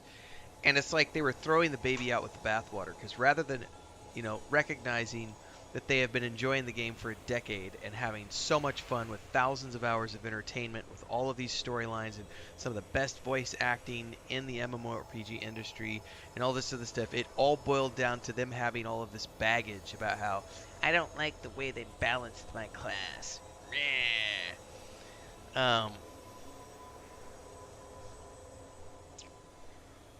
That's an interesting... that's a psychological thing more than anything else, because it's people growing attached to something, and it's the change factor that we all hate. Just, you know, don't change the recipe to my pizza because that's the way I like my pizza. Well, when it says I don't want to take anything from the real day-to-day stuff Raiders face as the expansions move through the raid tiers, but the core game feels really solid outside of that stuff. Well, and I also think too that having done the raid thing before, it can get really old doing the old song and dance of we're going to clear all these raids, and then next year we just throw it all out the window again, and we got to do it all over from scratch, and now they've changed all the mechanics, and now I got to do this differently now, and you know, it could be frustrating. There's definitely a conversation to be had about that, but I also feel I'm the same way about the people who are anti Star Wars, just because it's like it's okay to critique things, but to say that you're no longer it's like to say I'm not going to play anymore. I hate Blizzard because they ruined my class.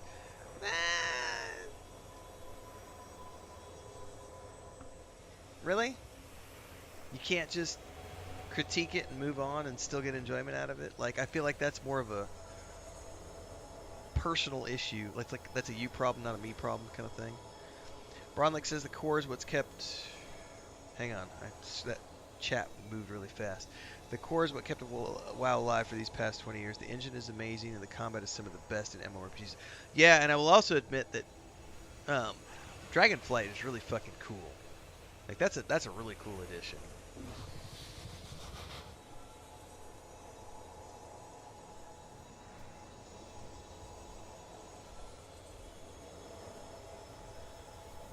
Leveling path through Shadowlands was fun. Turned 60 before I even finished the 4 zone. Bronlick says frustration is leveling 5 alts of the same class to counteract the RNG bullshit so you can get the drop you need to make your class viable at the top of the raid tiers. That's... Well, I also have a counter to that. But my counter is, the caveat to that conversation is I don't have intimate experience raiding in World of Warcraft. But I do have intimate experience raiding in many other MMORPGs, including EverQuest 2 for about 7 years, which is very similar to World of Warcraft in that sense. And I have found that you never, ever, ever need, you don't need to be top of the whatever, unless you have the personal agenda to be so, because we raided for many years without ever worrying about top 10 worldwide, top 3 worldwide, top 1 server, and we did the raids, and we completed the stories, and we had fun as a guild. We had a good core for like 7-8 years of about 40 people. Welcome 5-0 to the Twitch channel. Don't forget we're multi-streaming on YouTube, so check that out as well. And the main content creation happens there as well. 5 to 7 videos a day go out. Guides and other stuff. So I think the need to be the absolute best with that meta game is a addiction that some people have that I've never suffered from, so maybe I'll never be able to grasp it because I've never felt the need to do what you just suggested, like, because some people will have to do it. They're like, I have to be #1 DPS, and I'm gonna have to grind this dungeon, get this special dagger. If I don't get that dagger, I'm not gonna top the DPS charts. So there is something to be said for that. Also the add-ons. Yeah, the add-ons is a ridiculous thing. What's up, Chuck Finn? Bubble Lenny says, to be fair, those were different times. You're not wrong. I have not done that. I have not raided competitively since 2009? 2010?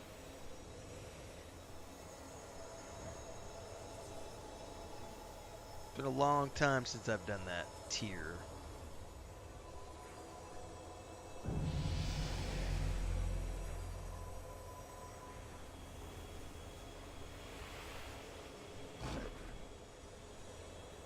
Yeah, it's true. The race to world first. Every patch.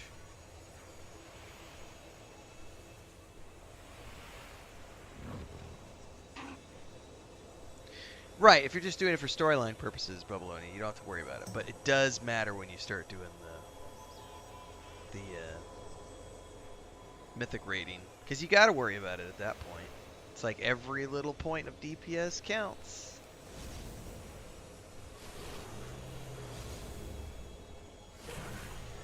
Well met, friend. Alright, so he said north and east.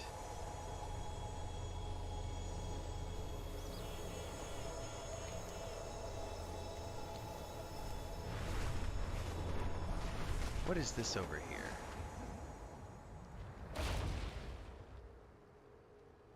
I don't even know what that is. It looks cool. I have an optional thing. Make your way to Valdargan. Access teleporter to see to the aspects optional. Well, I should just recall.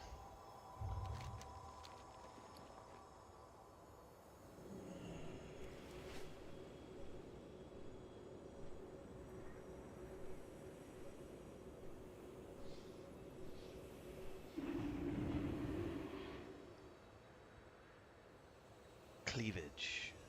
It sells.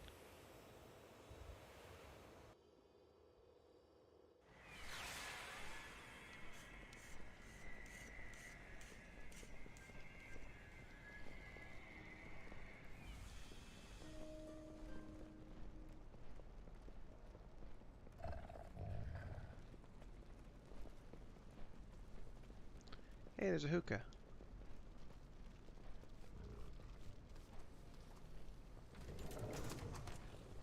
What is this? Rumble coin?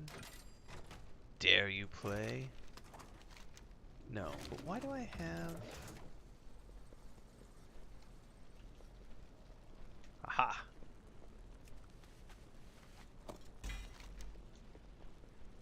Go to the Warcraft Rumble machine.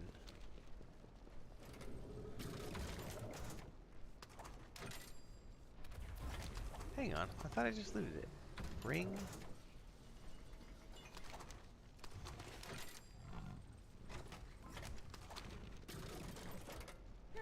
Interesting. Insert it into the machine. Pleasure doing business with ya. I looted it. How do I slot it into the machine? No. Huh. Insert Rumble coin to play. I totally have a Rumble coin, but it's not letting me insert it. Oh, wait. Rumble foil. Foil. Never mind. I thought it was a coin. Never mind. Herp-a-derpy. Untrack.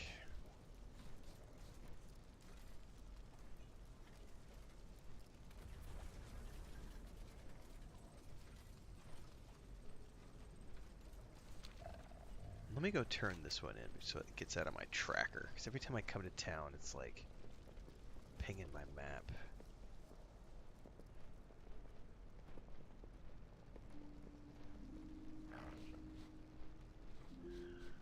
Dun, dun, dun, dun.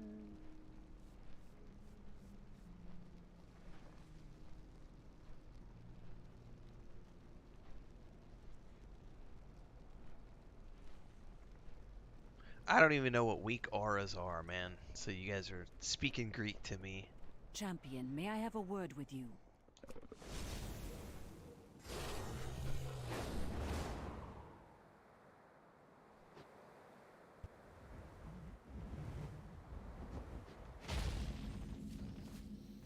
This world is vast and wondrous.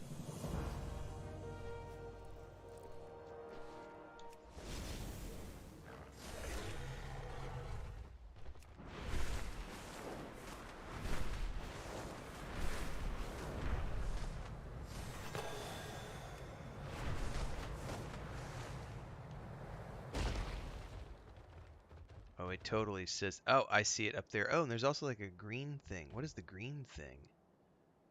Let's sit here and regen for a second before I go up.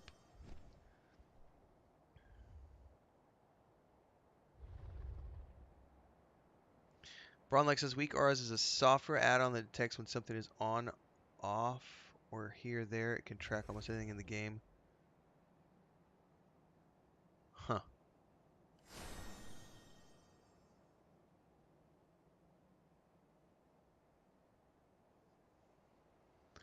Well, let's go check a couple things while that is regenning.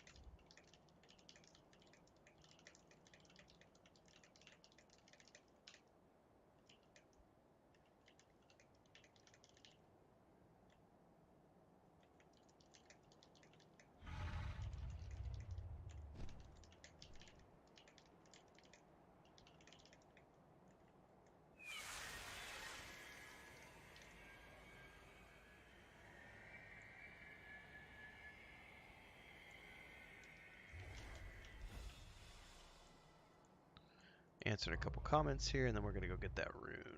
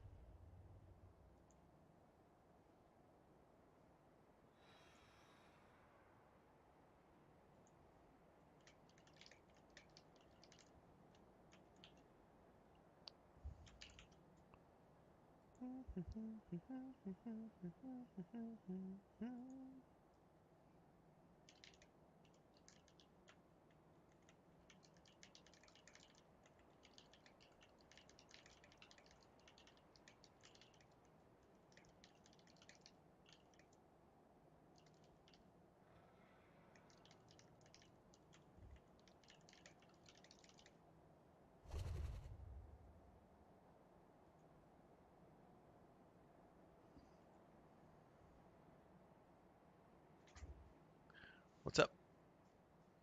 Are you going somewhere? Oh. Okay. Can you buy me another bottle of that Sabelo? Gracias. Be careful. The streets are wet. Alright. Alright. Be careful. He's still sleeping in the bed? Okay. Okay. Okay. Alright, I'll see you in a bit. Thank you. Chris is gonna go get chicken feed. She's gonna take her bicycle out. It finally stopped raining, so she's like, I'm gonna go before it starts raining again and go get some chicken food. Dun, dun, dun, dun, dun. Dun, dun, dun, dun, dun. Alright, let me get back to chat here. Bronlick asks, is Bubbles gonna be the raid leader? He's definitely gonna be somebody who's helping out with things for sure. Traditionally, I'm the raid leader for all the things we do. I'm the raid tank and the raid leader. But this is a joint effort with other people at the table as well, so I'm going to make sure that Bubbleonia, we're going to crack the whip, he's going to do stuff. But I do have a lot, you know, what we're planning on raiding at the, you know, whatever raids we do are going to be done at the story level. I don't think there's any interest at the moment to do any heroic or mythic level stuff. So we're not going to have to worry about, you know, best rotations and best gear and best, you know, got to have these add-ons to play. It's going to be very much casual, doing it for the story stuff. If we get to the point 2 years down the road where we decide we want to have a core group who wants to separate out and do something a little more sweaty, then we might pursue it at that. But traditionally, I've been doing this for many, many years.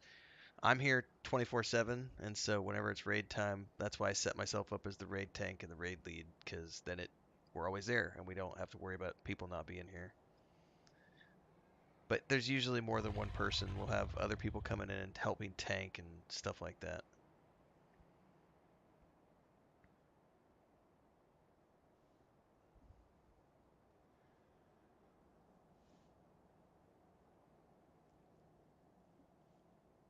We're gonna tap Maduros to handle all the crafting stuff. Probably. He's the guy who knows everything about. He also loves running dungeons too, so you might end up having Maduros be dungeon lead too. I don't know, but Maduros lives this game. He helped a lot when we were doing Wrath, Lich King stuff.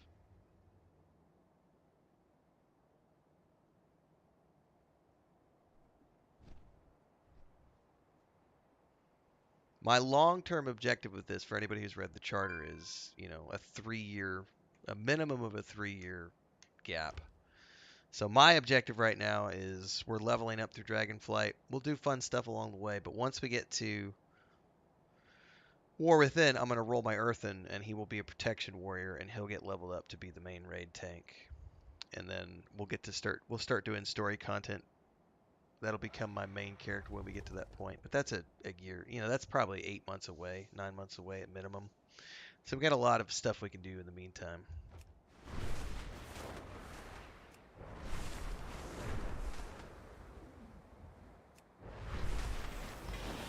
Did I also get... I missed the...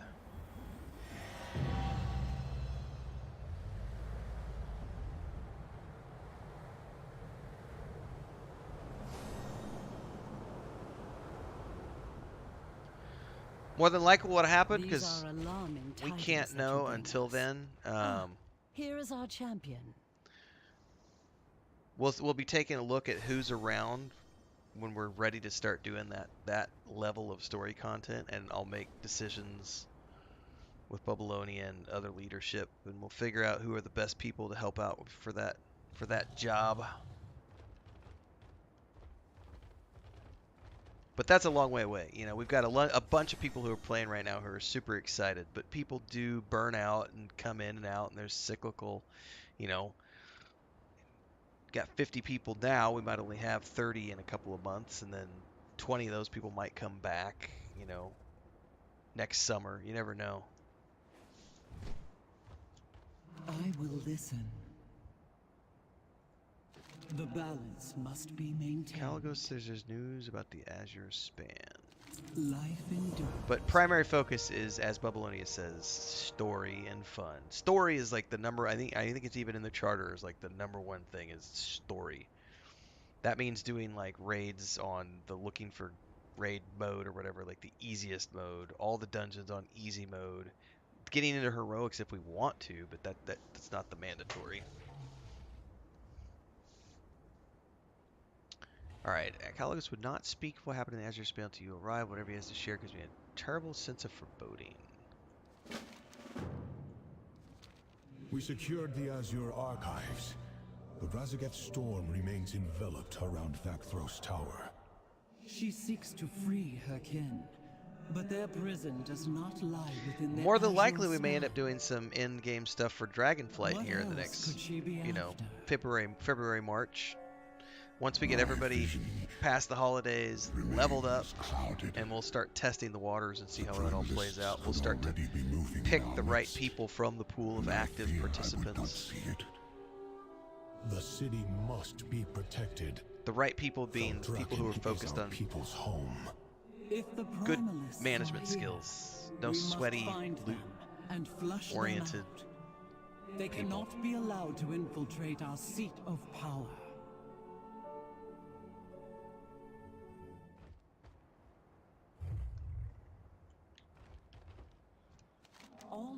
is worth saving. Razagath is attempting to find them, which is profoundly disturbing news. Our city must be protected from the chaos. Allow me to introduce you to Captain Drine. She oversees security here in Valdrakken. The Scalesworn of Valdrakken, stand ready.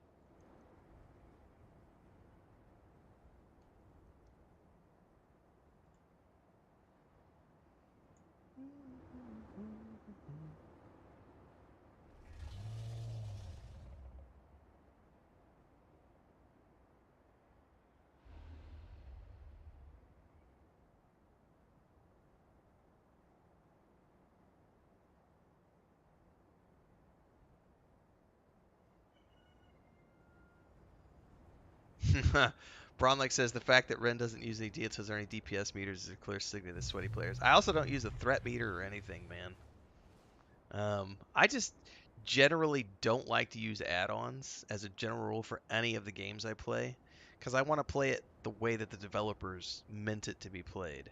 Now I realize that they leave this open to players to do what they want with add-ons, and that's cool. But I've just, from a personal perspective, I've never needed add-ons, and so I've never, I think the only add-on I used even in Classic was Bagnon to just organize bag space. But here they've got everything organized already. There's an auto sorter and everything, so I don't need to worry about it. Bubblini says my girlfriend, who does a successful gamer, is playing WoW now and living a character for a guild. She even brought her friend from work. So there's room for all levels of play here. If you've got certain expertise, Braun, we'd love to have your input and guidance, etc., where appropriate. That's a very good point.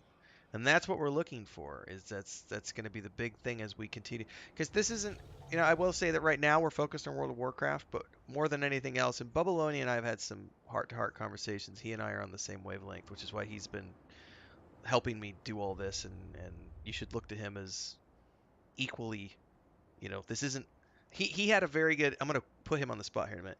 He had a very good point when I was talking to him about what I wanted to do here. And it was what neither one of us wanted this to be, was that we didn't want this to be a guild that was like the cult of Renfail, because that's happened with other communities where if it's centered around someone who's a streamer or a content creator, oftentimes it can feel like it's all about that person.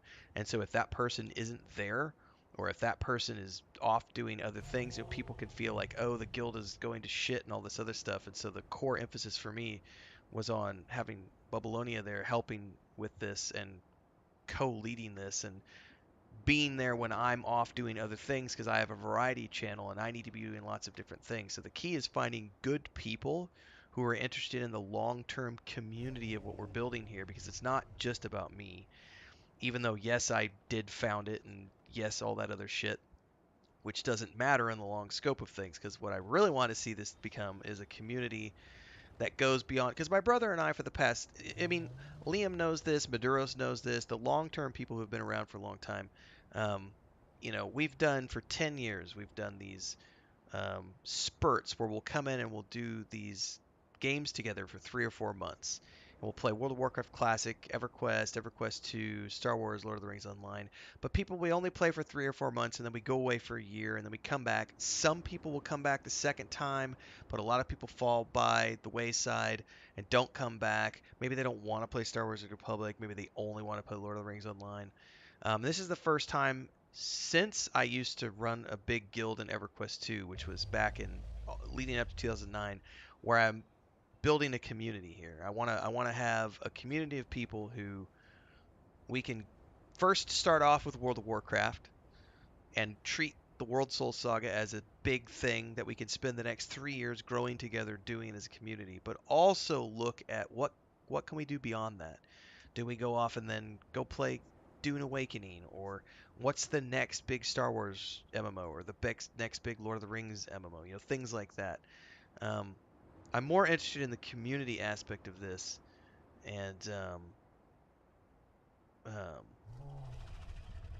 bubbling his head's in the right space in terms of, this is all, it needs to be about all the people and finding the right people who are going to help grow the community and be community oriented,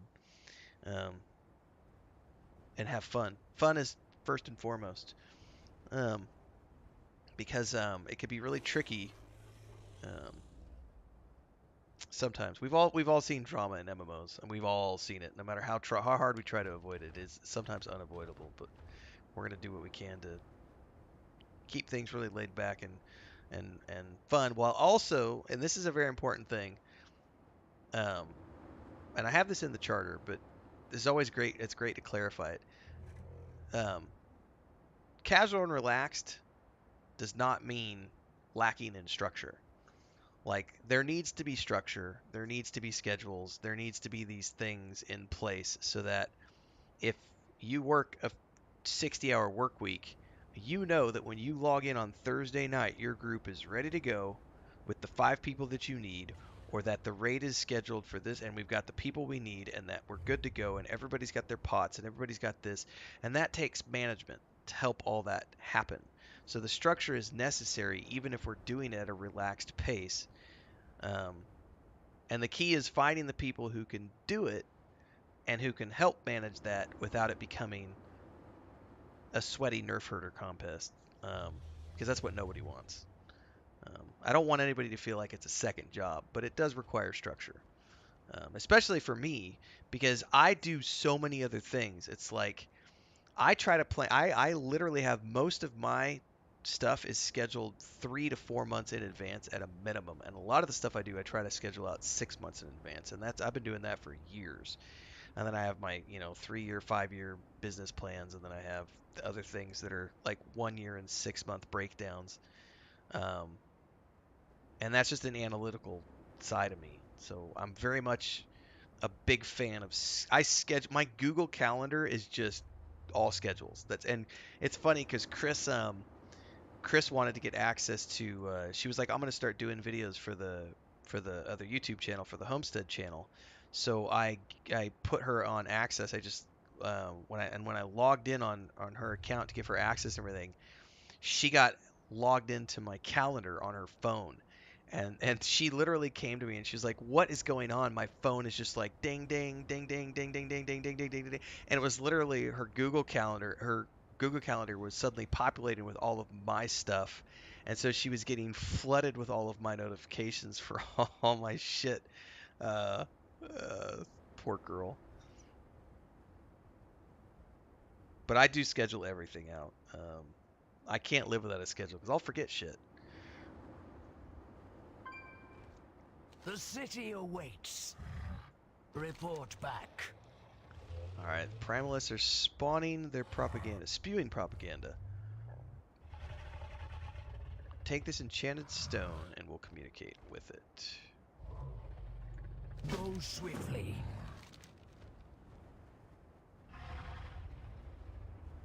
Reveal and kill the infiltrators. Be safe. Root out any primalist that dare infest our city. Bologna says, one of my childhood friends is a quest lead for the game. The devs use add-ons, right?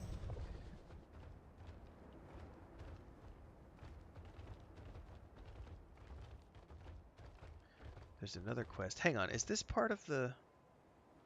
I don't want to do stuff that's not part of the main campaign. This has a different color background. It is time to return nope, to the nope, Forbidden that's Reach and talking search for about the storm survivors. being abated. The storm is not abated because I haven't gotten to that point yet. Past.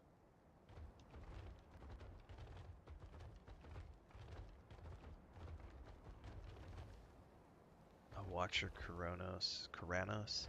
Okay, see, this is where I'm gonna get sidetracked because all of these people have quests, and all I really want to do right now is focus on the main campaign here.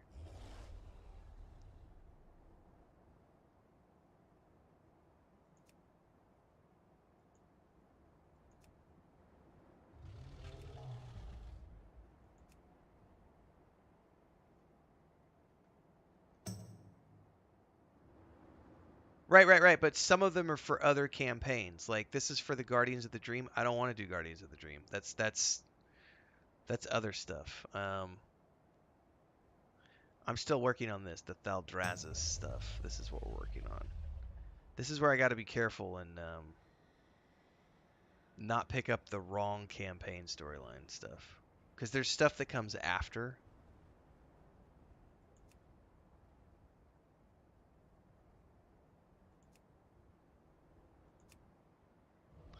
So technically we're now working on the Embers. Hang on, I'm gonna have to look all this up. This is, no, we're on Feld. Okay. Feldrassus. I may have to look up the order of these things to make sure I'm not doing something by accident out of the order.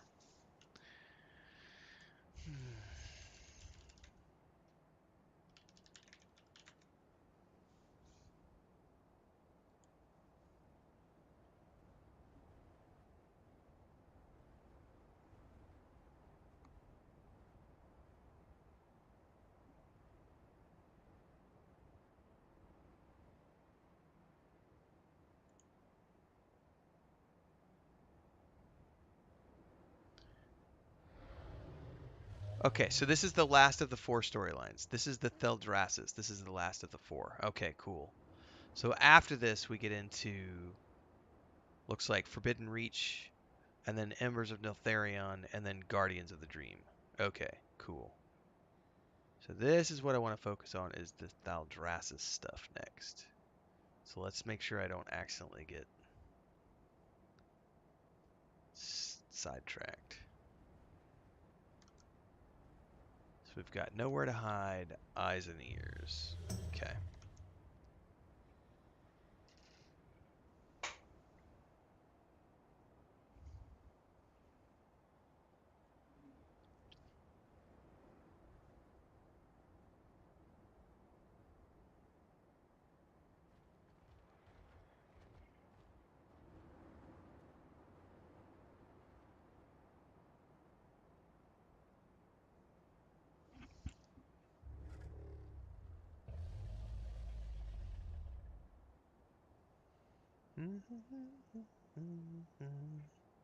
I would also say this is a great time to continue on the conversation that we were having earlier.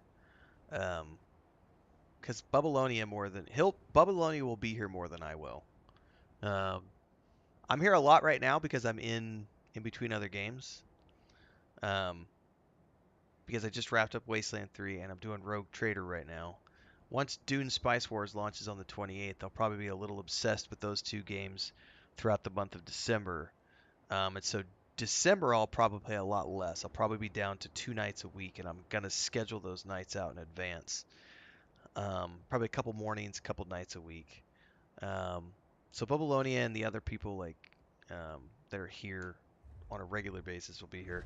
So I would say anybody that is interested in helping manage this craziness as we grow it beyond this, just make yourself known and be a helpful, genuine person, and be here all the time and help your fellow guildies out, and that shit gets noticed.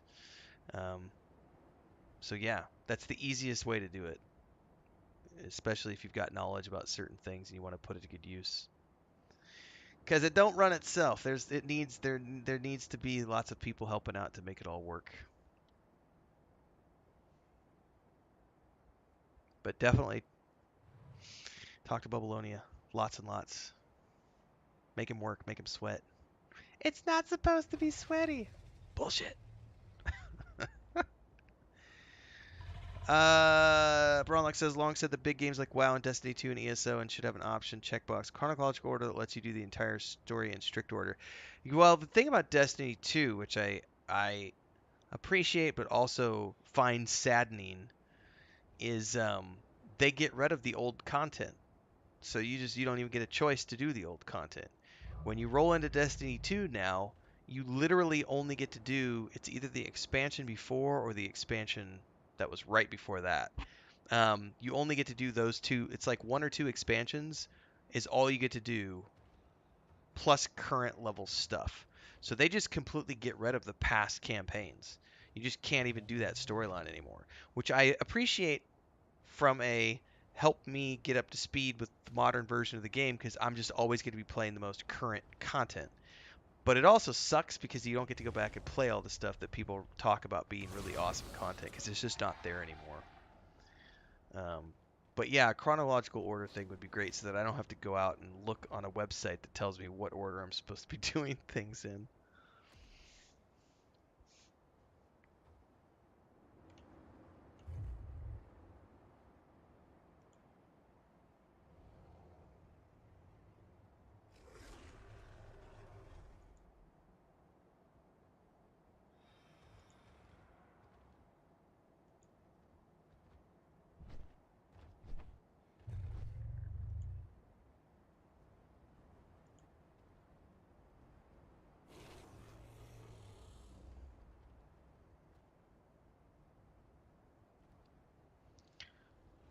eyes and ears. Let's just do these 2 quests and nothing else so I don't get sidetracked.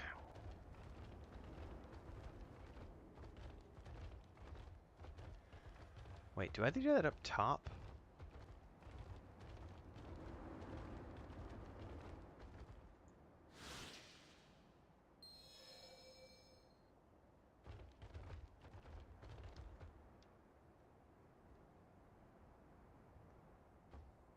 I used it, but I'm assuming I have to go down. Oh, they could be anywhere down there. Okay.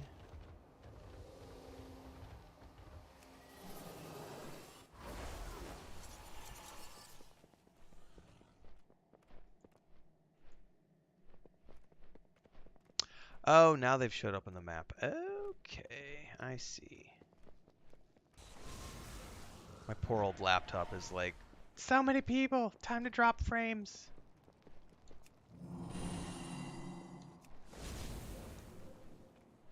Champion, may I have a word with you? No, don't distract me with your new campaign.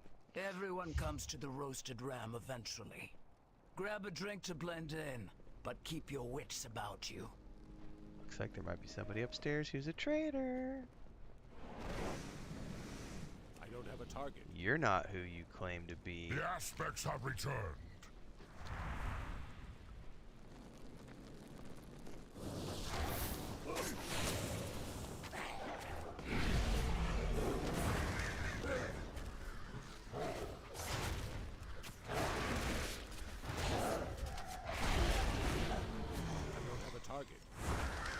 I will also say too, Bubbalonia has a way. He has a better way with words than I do sometimes. I'm a very blunt individual, which can it's difficult for some people to handle. So that's why he's the perfect person to be co-leading this show. He's more of a nicer conversationalist.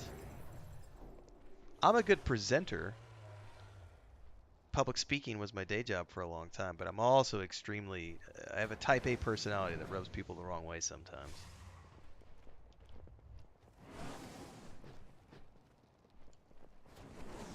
And that's why I find other people to help out.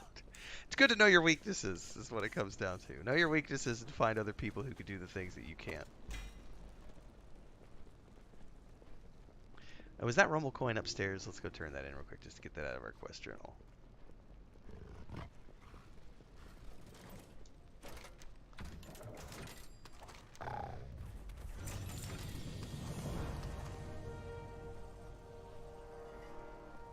What could be inside? Do I have to... Hang on, how do I open this?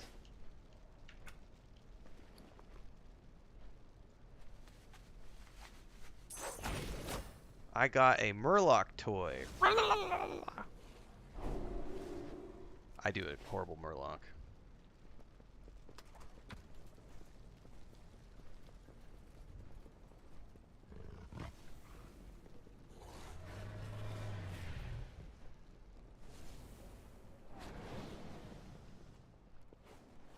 Okay. You know what? I totally need to bind the map button to my keyboard. How do I... Or to my controller. I'm going to do something here real quick. Options. Key bindings. Miscellaneous?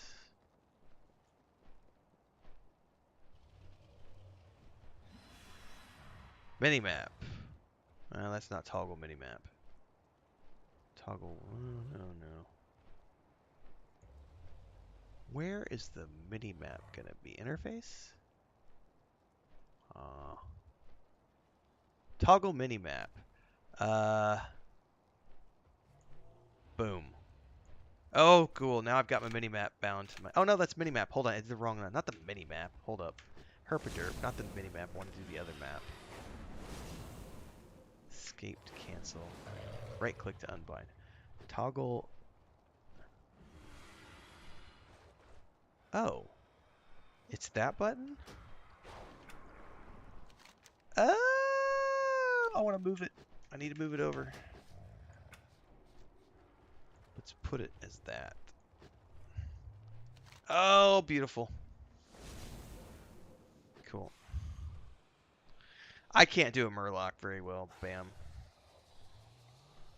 Sucks. Wish I could. Alright. Now I need to find... I guess I just look for... I just need to run around. Looks like there might be one over here. I doubt the Primalists come to Bank Vaults to discuss their plans, but we may still overhear something useful. Act like you are inspecting one of the holding chests.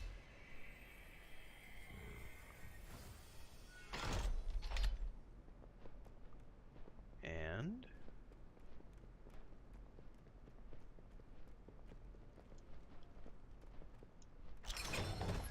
oh, I have to sit and wait. Okay.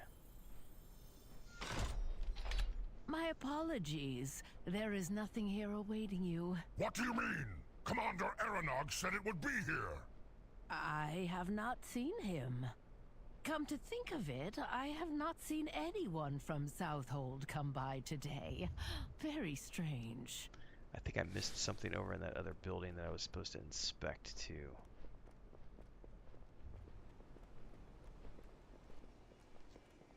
The inn needs to be investigated. I totally missed something in the inn. Champion, may I have a word with you? Everyone comes to the roasted ram eventually. Grab a drink to blend in, but keep your wits about you. Grab a drink to blend in. Okay.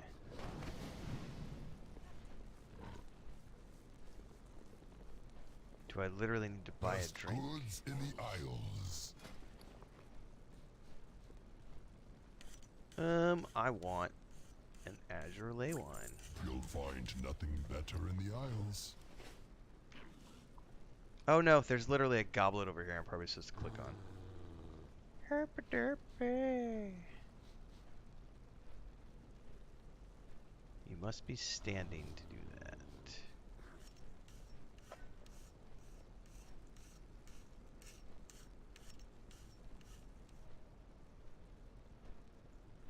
Greetings, brother. Any Yeah, I news? found it finally, Bronlick. Thanks. A delay, unfortunately. They are still looking for it at Southhold Gate. Still? Should they not have found it by now? I am sure everything will be handled by the time our benefactor is already. He will make sure of it. Careful. We speak too casually. There are unfamiliar faces about.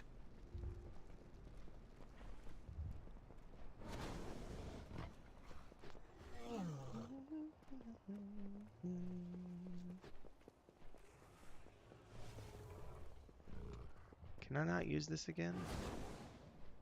Nope. Oh, it's just within 30 yards. Okay. Alright, where is the... Is that the Crafters Consortium? Yeah.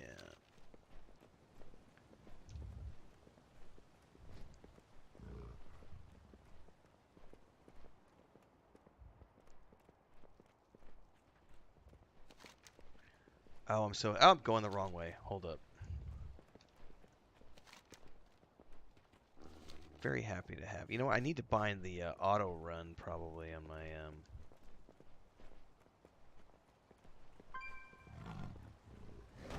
controller at some point. Hang on, what is this? Toss your toy duck in the water. I need to get closer. I'm out of range. Well, hang on. I need to do this, apparently. It's a thing. It disappeared. Come back, little button about my toy duck. What is that?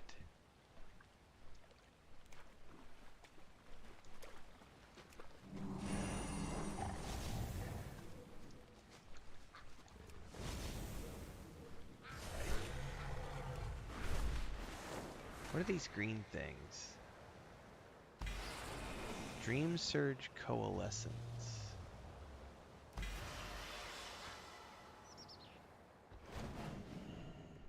Dunno. But I collected some of them. Many people come here for commerce. Find a place to blend in with the merchants and keep your ears open. I see through your disguise. You can't hide your lies, you creepy dragon creature.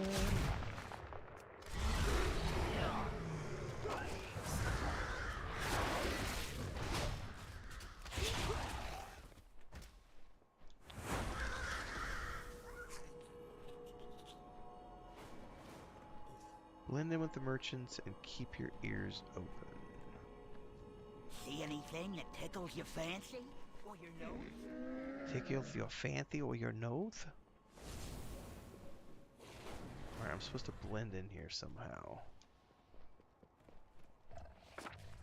Did you hear? Hear what? A drake tells me that the Trueborn are on the move. Something important is about to happen. Oh, truly? I do not know the details, but he is close to finding it. Soon he will have the power to put the flights in their place, as they deserve. Shh! Do not let the Scale Sworn hear you speak like that.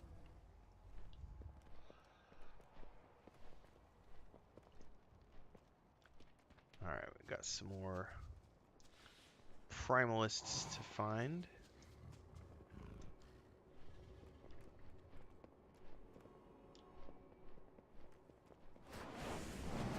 Oh. I never gave up hope.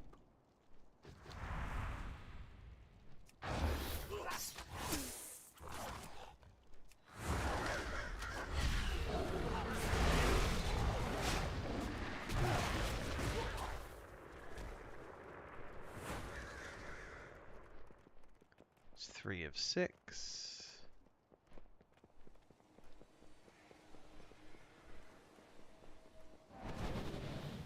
Oh, hello.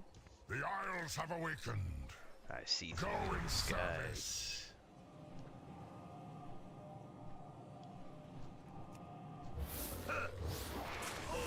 Oh, got 3 for the price of 1 apparently.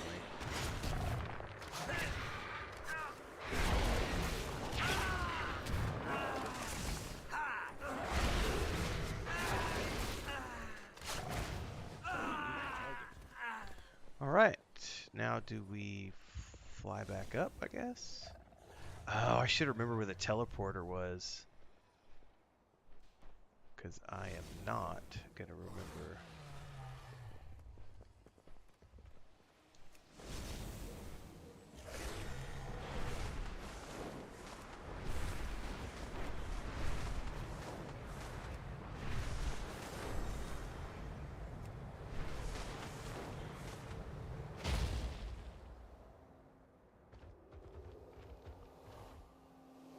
Wait, are we turning in downstairs? I guess we're turning in downstairs. I need to pay attention where the teleporter drops me, by the way. Oh, this is that main building. Okay, I know where we're at now.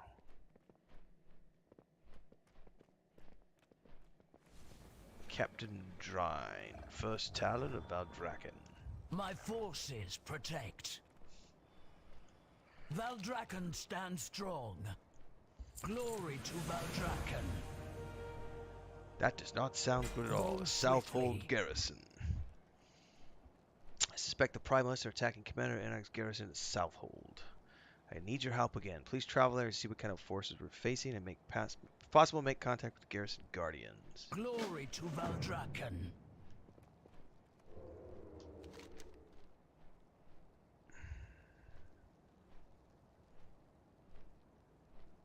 Okay, yeah, we need to definitely hit the flight path.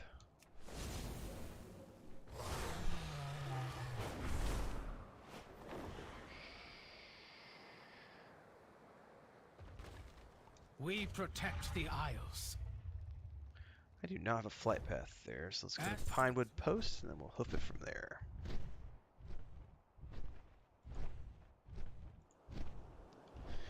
Bronlink was saying something earlier. I was just as reminded of. I said I've been blunt. I'm also blunt and have lost a job or two because of it. So I've been self-employed since I was 20.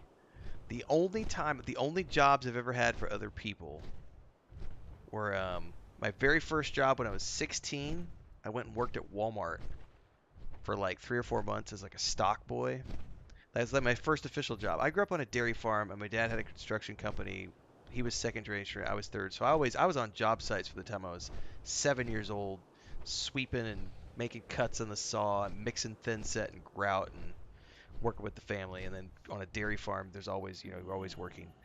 But my first real job, 16, working for Walmart, stock boy, right? Stock the shelves, take out the trash, bring in the carts from outside. And I quit. And I'll never forget this as long as a 16-year-old kid having an argument with a mid-30s manager. Somebody in the men's bathroom had explosive diarrhea and had just shat all over the wall, all over the walls of the stall, and then the toilet was clogged. And he handed me a pair of latex gloves, and he's like, I need you to clean this up. And I went, I'm not a plumber. That's not in my job description. And he's like, you're going to do what I tell you to do because that's part of your job description is I'm the manager. And I literally told him, I said, no, I'm not going to clean a toilet because that's a plumber's job. Okay, I'm here to stock shelves, bring in carts, carry out the trash. That's my job description. He's like, are you refusing to do the job? And I said, yes, I'm refusing to do the job. And he's like, well, if you do that, then I'm going to have to fire you. And I says, I'll do you one better, and I'll just quit. And he literally sat there and was like, you know if you quit, you're going to get you're back? All right. If you quit, you're going to have a black mark on your record forever. You'll never, ever be able to work at Walmart ever again. And I was like, I don't give a shit. And I walked. I was like, I am not a turd herder, man. That is somebody else's job description. I'll never forget that. Like, handed me a pair of latex gloves and told me to go clean the shitter. And I was like, I am not cleaning that up. Like, he wanted me to reach in there and, like, pull everything out to unclog the toilet. I was like, no. And after that, I flipped burgers at McDonald's and Wendy's. Because I was living on my own at 16. I got kicked out and worked 2 jobs. And then after that, I just ended up going into construction and working for my dad, his brothers, and my grandfather for many years. But I kept getting fired. My dad would fire me like every 6 months. We'd have a huge blowout argument. I'd get fired, go away, do something for 3 months. He'd call me up and offer me like $5 an hour more, and I'd go back and work. By the time I was 20, I ended up just starting my own S Corp and hired a couple of the guys that he had been using who were on it and off again, and hired those 2 guys to be my helpers. And then I just went out and did my own thing throughout my 20s. And then after 9/11, the economy just went to crap. And I think in 2007, I remember was the big year where I went from making like $100,000 a year down to like I barely cleared 32,000. I had to lay off both my guys, and I just saw the writing on the wall. So I sold my truck, sold my tools, and my girlfriend at the time was from Bulgaria, so she had an apartment. So we just left and went to Sofia, Bulgaria, and lived there. And that's when I started my writing career. And then just since then, just have done all sorts of fun stuff. But I've done a lot of contract work, but I think the only time I've been a technical employee since then was there was a startup I was working. It was the last startup that I worked for before I went full time on YouTube. I did 3 years, 2.5 years, 3 years as a contractor for them, and then they brought me on 1 year as a salaried position.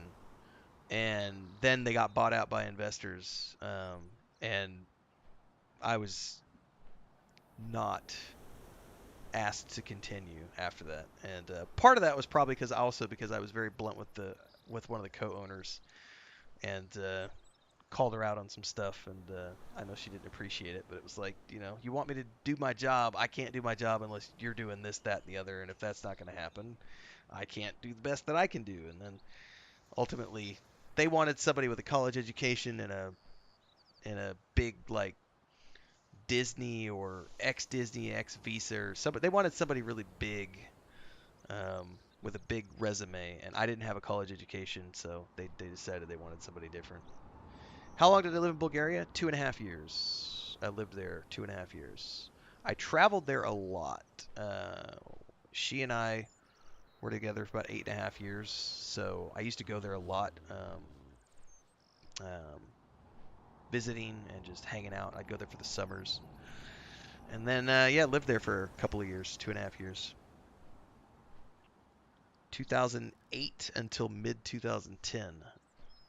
And that was when I left, went back to the States for a little bit, then came to Mexico.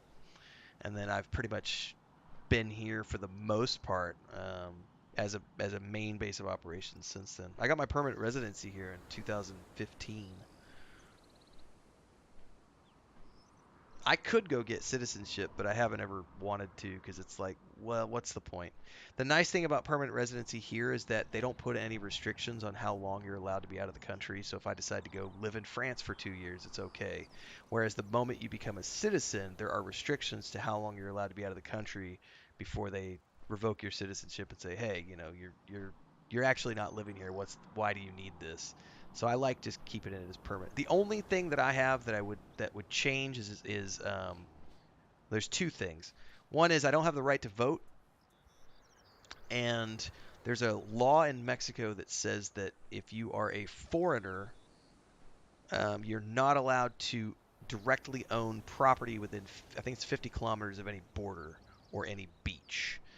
So if you want to buy property as a foreigner in a beach town or a border town, you have to do it through a trust, and the trusts are set up through the bank, and they are 50-year trusts.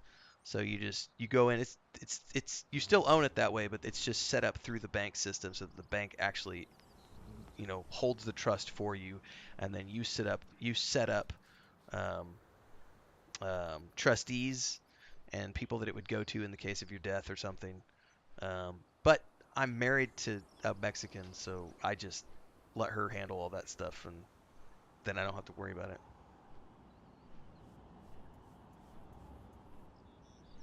But I do. Bulgaria's a really cool country. That's when I started travel blogging. When I was living there, because there was way before travel blogging was a thing, and so I was just doing boots on the ground. Like, there's 6,000-year-old vineyards all over the place, and the wine is like, I remember at the time it was like $2 a bottle to get local wine, and it's just some of the most amazing wine that you've ever tasted, and it's not exported to hardly anywhere, so it's all just wine that's from the country that people drink there. They have amazing tomato crops. The sausages, just an amazing sausage.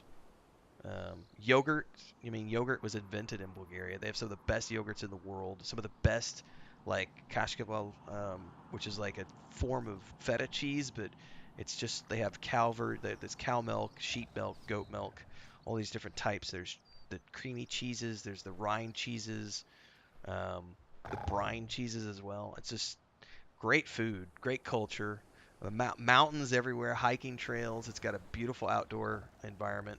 The only downside is that they still have massive issues with corruption, and that's one of the reasons. Even though they've been in the European Union since I think 2008, 2009, they've still never switched to the euro because they can't ever meet all of the obligations, because they have so many issues with corruption in the country. And the mafia is still a big deal. My ex's partner, her mom ran a huge grocery store chain. I think she had like 35 stores when I last knew anything about that. 35 stores, and every time they opened up a new store, it was a fact that you had to pay the mafia like 20 grand just to open up business, and then you had to pay them a commission like every month. You had to pay the mafia. So it's just there's corruption in every country you go to. It's just different levels of corruption. Like I always say, in the United States, it's white collar corruption as opposed to blue collar corruption. Here in Mexico, there's a saying, si no tranzas, no avanzas, which literally translates to, if you don't cheat, you don't win. And that is something that it dictates the cultural viewpoint, because everyone is going to try to screw you over. And so the objective is, if they're going to screw you over, you might as well screw them over first.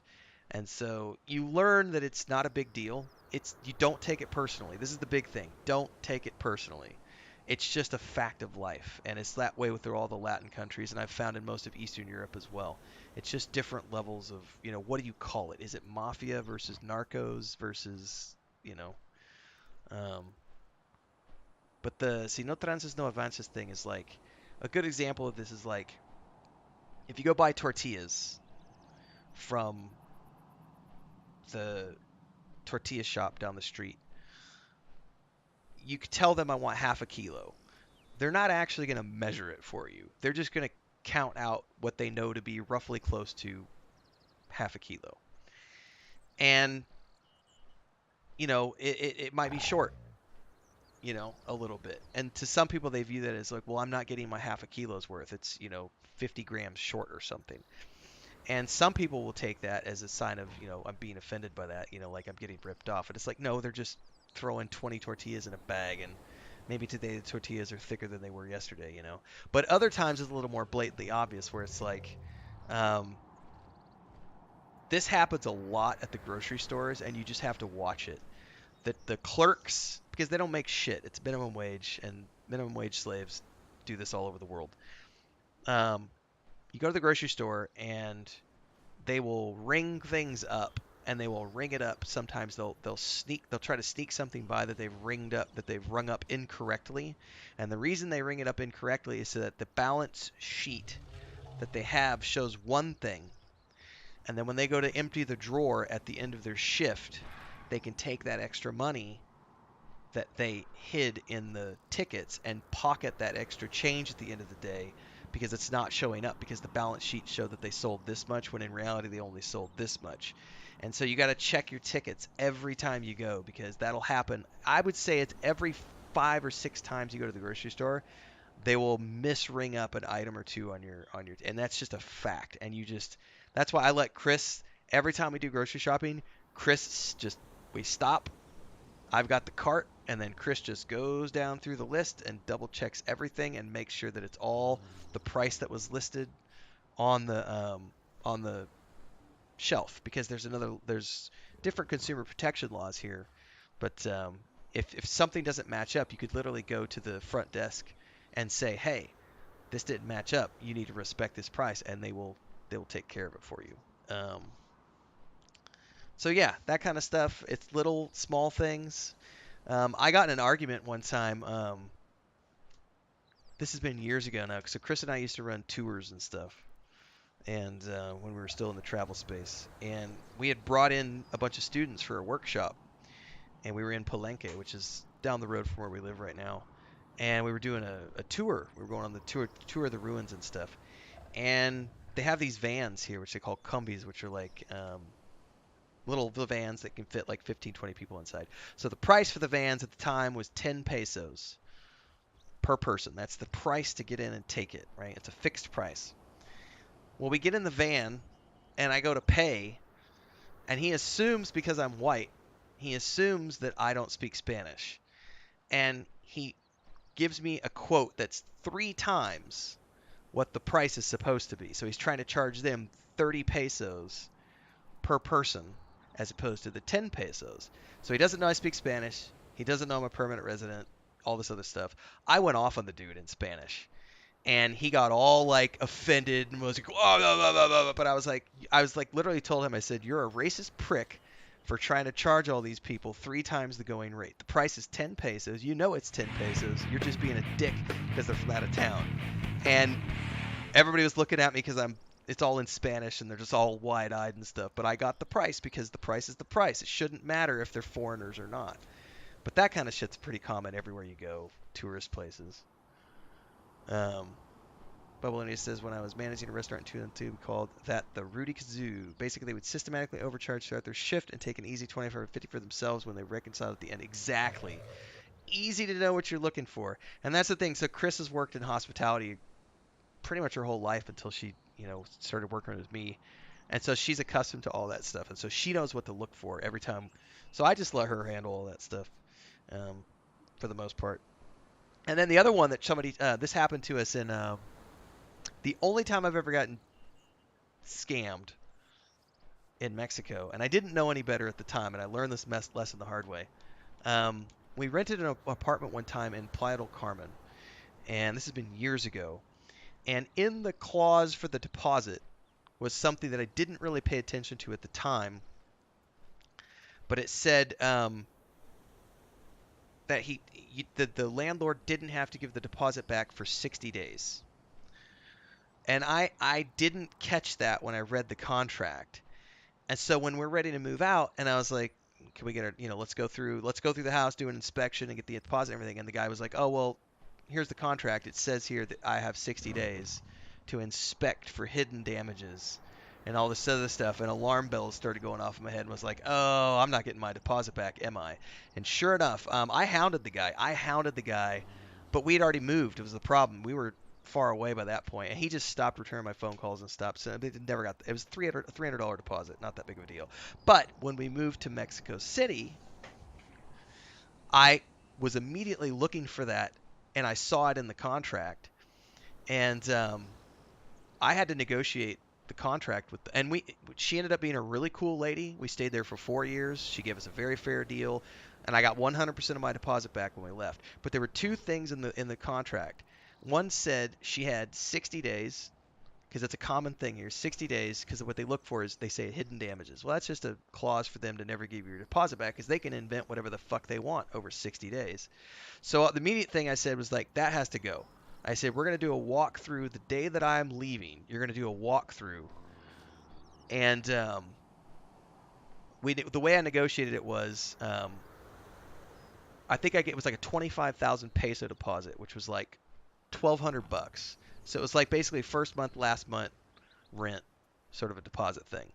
So I was like, when I walk out the door and I give you the keys, I want $1,000 back. I want 20,000 pesos back, and you can keep the 5,000 for hidden damages.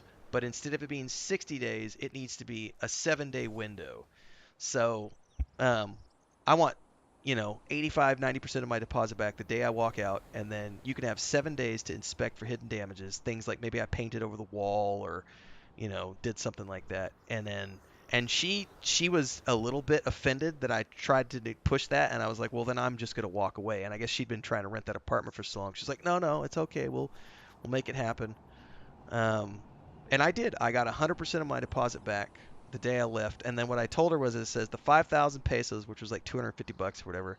I was like, you were such a cool landlady for the 4 years we were here. She always got shit done. I was like, just take that and use that for whatever maintenance you need to do to fix the water heater and, anything you feel like you need to repaint or anything, just keep that. I don't even want it back. That's just the cost of me being here.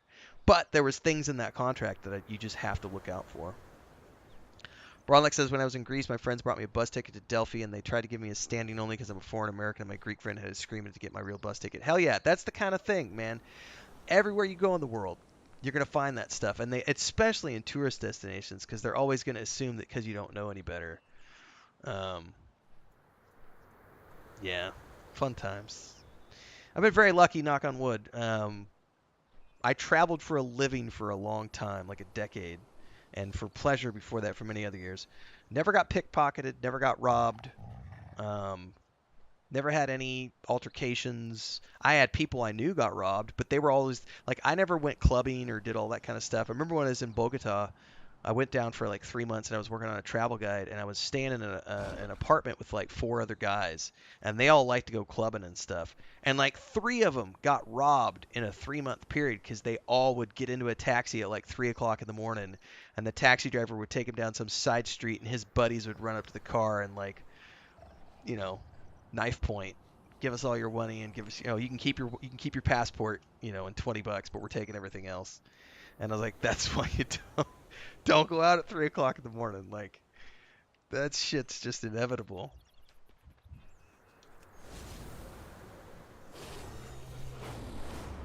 I did have a guy try to rip me off one time. I remember when I was living in Sofia.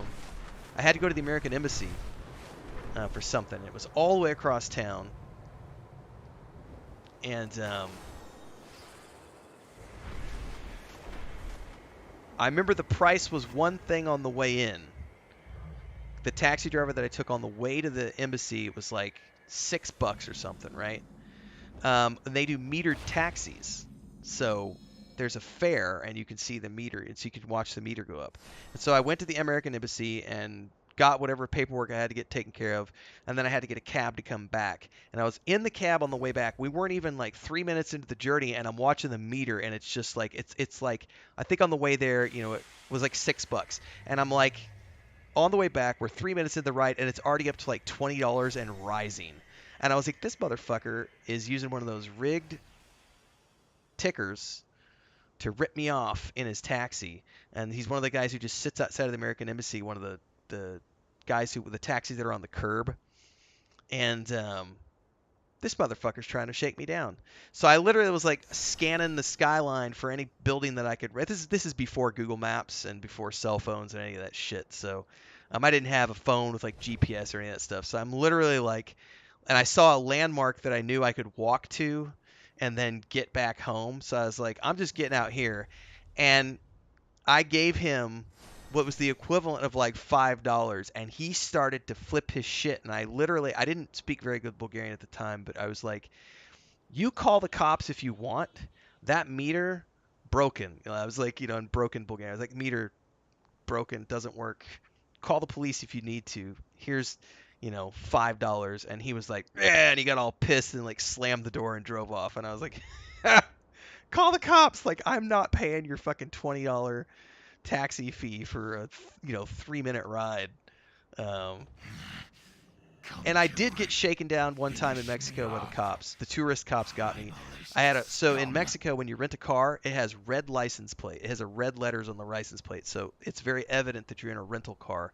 And I was on a gig. I was working for TripAdvisor, and I was doing I'd rented a car for like the week because we were doing like photo shoots. We did like 140 hotels between the Riviera Maya and Puerto Vallarta for like, I think it was like a 18 month gig. It was a really fun job. So I had rented a car for a week because I was doing a bunch of hotel photo shoots that were outside of the range of where I could just take the bus to get to. And I had the car, and while I had the car, I was like, I'm going to take advantage of this. I'm going to go do a sunrise photo shoot with my camera gear down at this beach that you needed a car to get to. And so I was going through the hotel zone at like 6 o'clock in the morning, and there's no one else on the road, and I'm on a rental car, and I'm a white dude, and these cops pull me over. And they speak English. This was the funniest shit ever. They don't try. They're speaking English to me the whole time. Like, hey, sir, we clocked you doing 60 kilometers and the speed limit's 20. And I said, that's not true.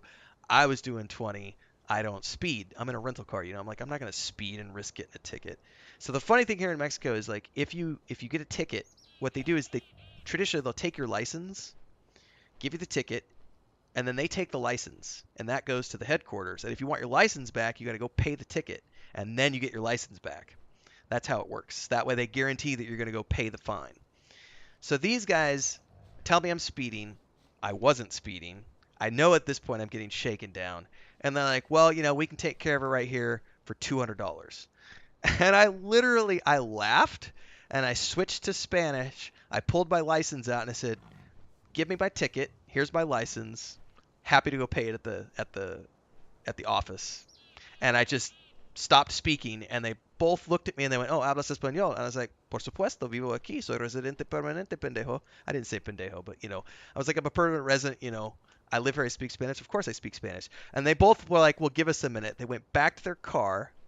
So at this point, if I do pay the ticket, I'm going to spend like $20, right? So they come back after like 30 minutes. They literally made me sit there for 30 minutes, and they come back and like, we'll tell you what, you know what, we just go take care of this. We don't want to deal with the paperwork and everything else. Why don't we just do this for $40? And I was like, you know what? Here's your $40. Get out of here. Because at that point, I didn't want to have to actually, and that's what they knew at that point. It's like, they know that I live here, they know that the rules, and they're just looking for a quick, you know, convenience tip. Mordida is what we call it, a quick bribe.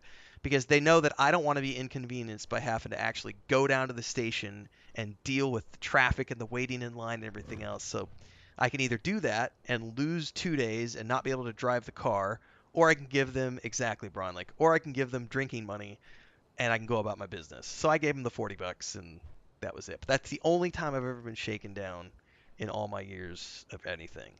Um, and it was just a funny thing to me because I totally didn't get upset about it. I was like, these assholes like totally tried to get me for $200. And if I would have been some stupid tourist who didn't know any better and he's all terrified of the Mexican police because he thinks he's going to get kidnapped or something or narcos and he believes all the bullshit, I probably would have given him $200. Oh my God, I almost got arrested in Mexico. You're never going to believe what happened.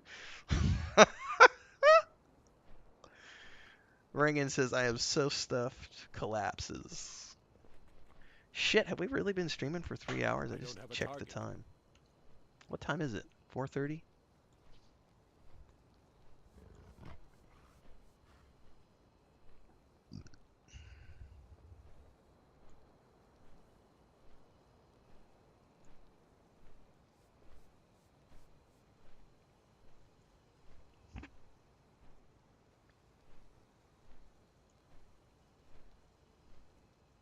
Story time.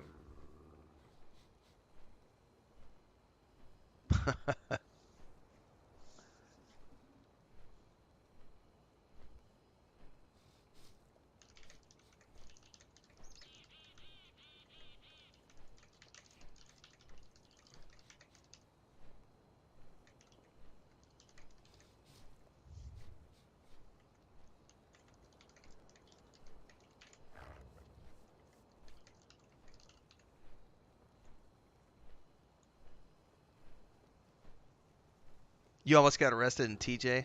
TJ is not a town I would want to get arrested in.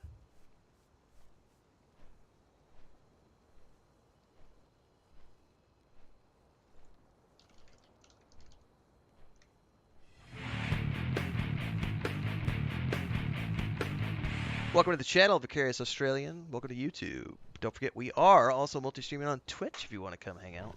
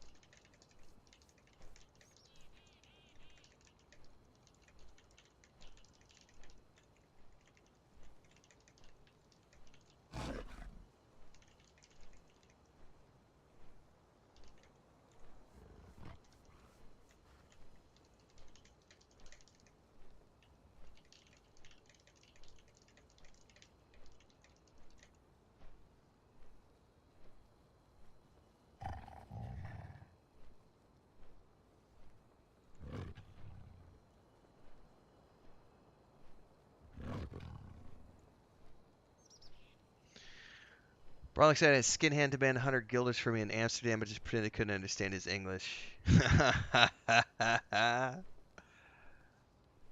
Bunch of us came over from Oceanside. Hilarity ensued.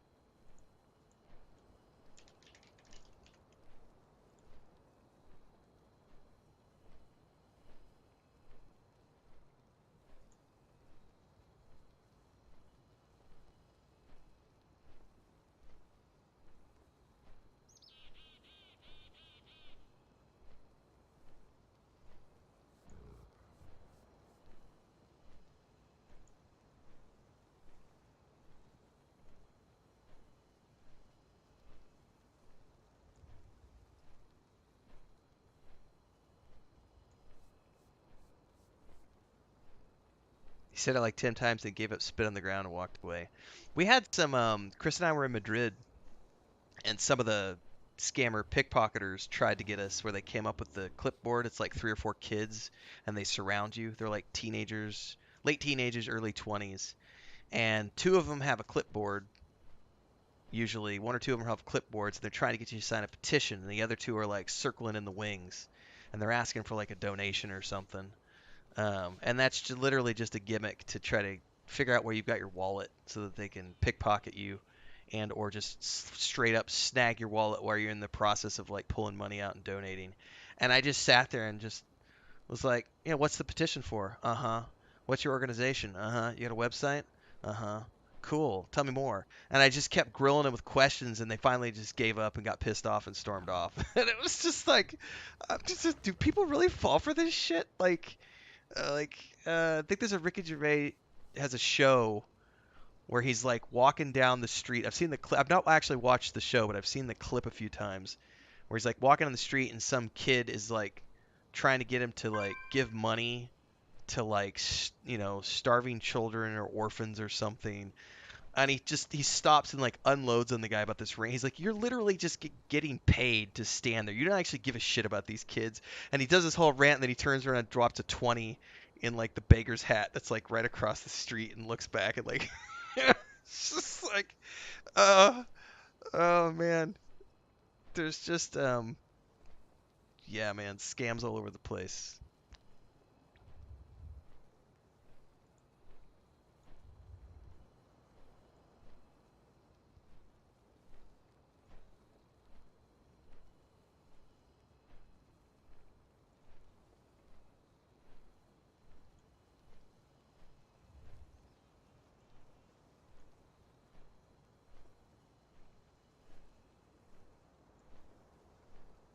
Dude, he is spot on 9 times out of 10. Like, I have not really ever found myself disagreeing with him about anything.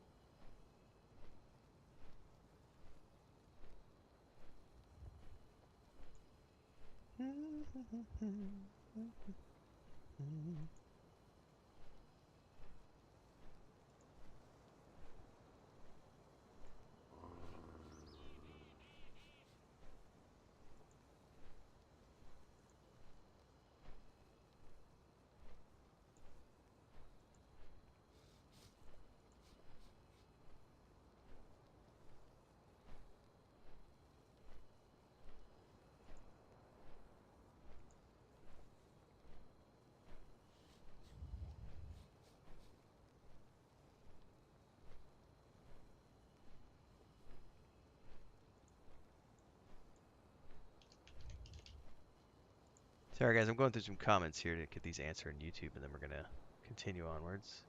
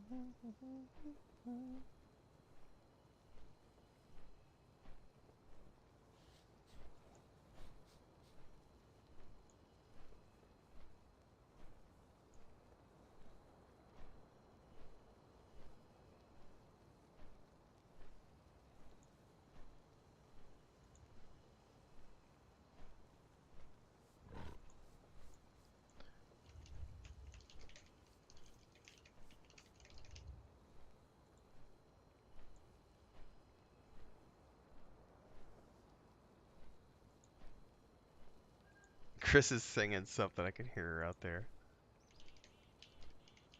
Chris likes to sing. Our house is a musical house. I got her hooked on. She loves country music, but she also likes older country music. But she loves like 90s stuff, like Alan Jackson. She just loves Alan Jackson stuff. A lot of the 90s country, but also Willie Nelson and Bob Dylan. She loves Bob Dylan. Who is the guy she's always... I'm going to go ask her real quick.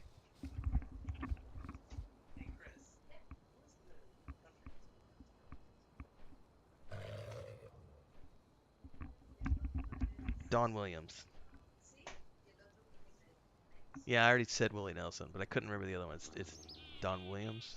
Yeah, that's her. I think it's her favorite, isn't it? Don Williams. Yes, that she just listens to Don Williams like all the time. She's got his stuff on playlists. What were you just singing? All I heard was you singing something. Do you want to come say hi, or are you busy? Yeah, pull your pants up. Nobody wants to see your butt crack. Did you get your chicken feed? Happy Thanksgivings. Happy Thanksgiving. Yeah.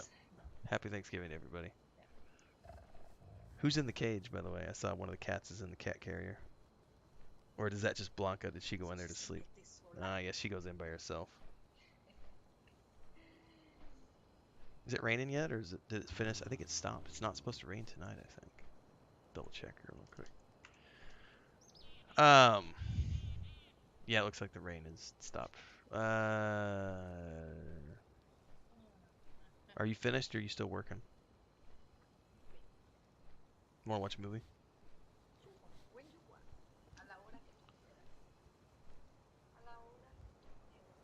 All right. Okay. Okay. But he's watching. So Lucas is he's got something wrong with his paws. We're gonna take him to the vet, I think, tomorrow. This is like the third or fourth time we've had to put bandages on his paws. We're not sure if it's a reaction to the kitty litter or something, but he's been bandaged up for 3 days on 2 of his paws, and he's not a very happy cat right now. But he likes to be cocooned so that he can feel like he's safe, and so he's in a cocoon on the bed. And Chris said all she saw as she's cleaning the living room is just one little eye is looking out, and he's just like watching her. So Lucas is the one who chews up all my shit. He's like a dog, but he's also a big scaredy cat. Like when he was one of he was the first 2 that came to the house. His mom brought him, and so he was a feral kitten, like 2 months old. And it took me he hissed at Chris like for the first 6 months, would not let her touch him for 6 months. And it took me about 2 months to break him down, like to get him to where he would stop biting and hissing, and he started playing with me. But he's always been 6 months to even let her touch him, and then it was like another year. It's only been like the last 6 months that he's actually started like asking you for hugs and giving you biscuits and stuff. But the slightest noise or anything, he goes and hides under the beds, and when you bandage him, he gets pissed off, and he'll hiss at you, and then he goes and hides under the bed for like 3 hours. So we've had to be very careful, because if he hides under the bed, he could pull the bandage off the front leg, because they don't have a joint to wrap it around. So we've had to like make sure that he's fine when he's cocooned. He actually likes being cocooned, because then he'll purr once he gets cocooned, and he calms down. So he's on the bed right now. Well, I'm going to keep going for a little bit more. I'll let you know when I'm done. All right. Thanks. Hey, can I make a request? Can I have a tea? Can you make me a tea? I don't care. One of those herbal teas with orange that you did. Thank you.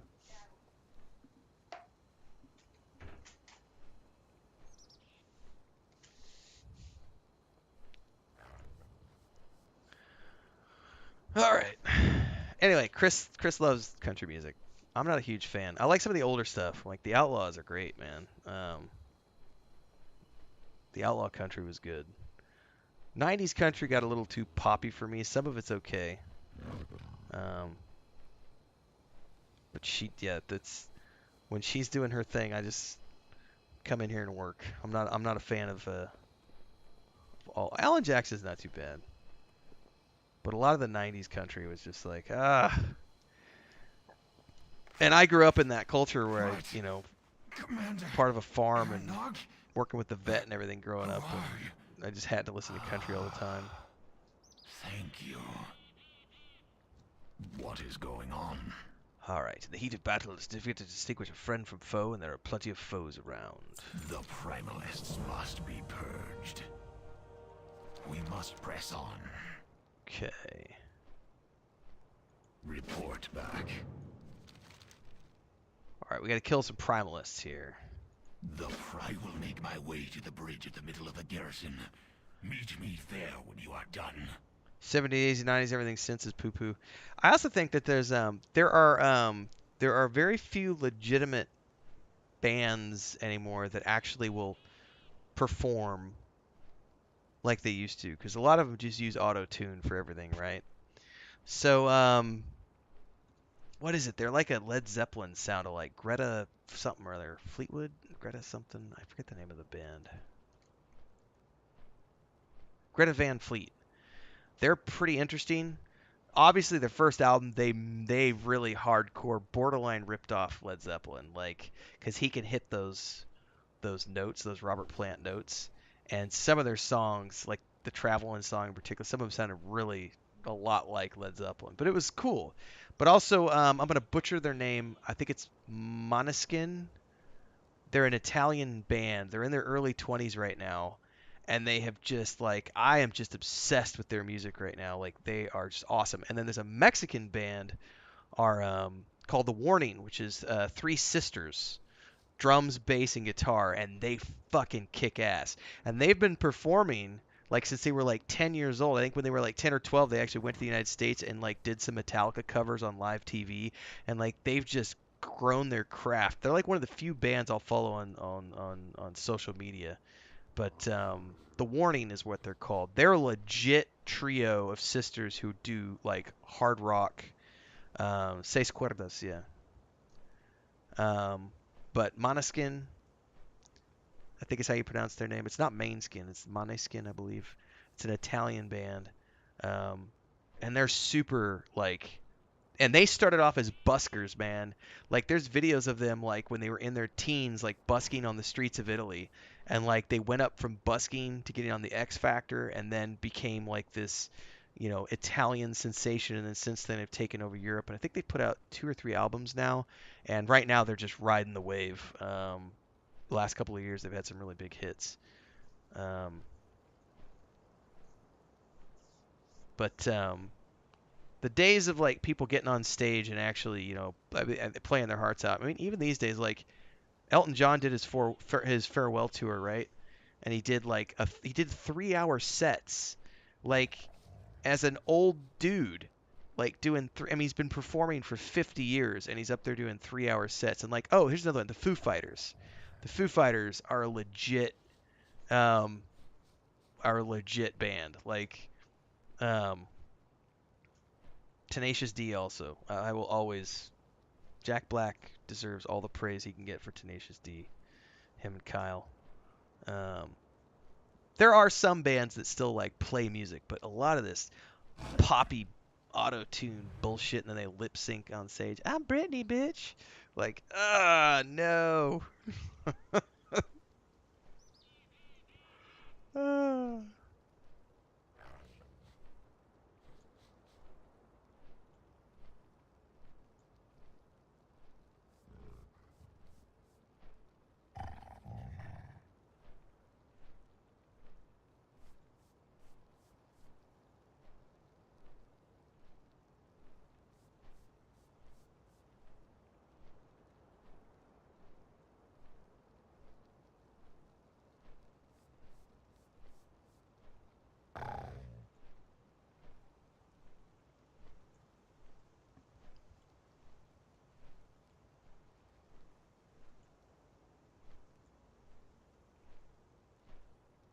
You still buy CDs? I'm not nearly as much as into music as I used to be. When I was younger, I grew up playing the piano, and from the time I was about 7 years old till I was about 18. And then when I was 19, I got into a band like a lot of people do, played drums for the band because they didn't have a drummer. I literally learned how to play the drums from scratch because it just was like I know how to use my hands and feet at the same time. I was not a very good drummer because I didn't grow up learning how to play the drums, but I was able to do it passably enough that we were able to get a weekly gig at one of the coffee shops playing on like Thursday nights.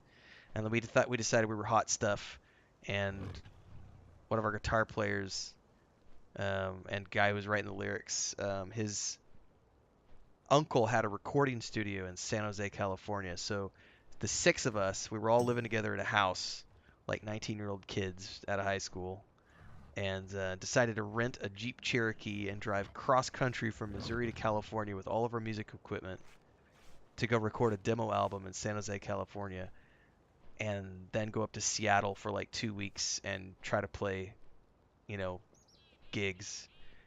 And we hated each other by the end of those 3 weeks, the entirety of that, and none of us have ever spoken ever since. It just totally crashed and burned. Like, it was not a good time at all. Just did not work out. And I'll be the first to admit that I contributed to the problems. Absolutely. Because the egos in that room when we were recording were just out the fucking roof.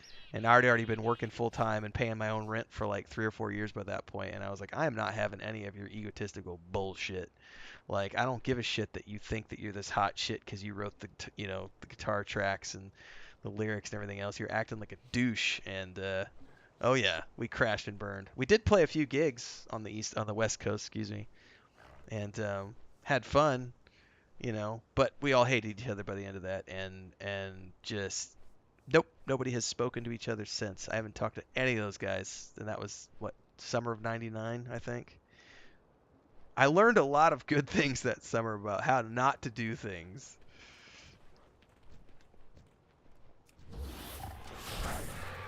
That's what being young is all about, right? Making stupid mistakes, so they have the wisdom to tell somebody that's younger than you, don't ever do it that way. Trust me, don't do it that way.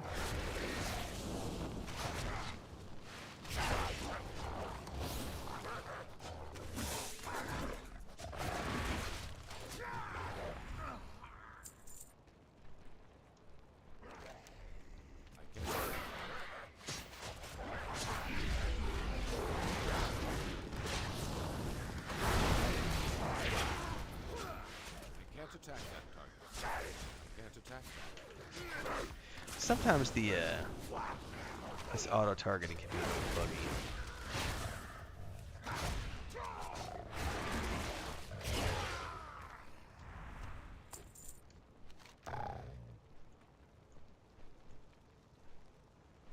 I think I still have that CD somewhere too. We did a 6-track demo album. We called ourselves the Framed Washingtons.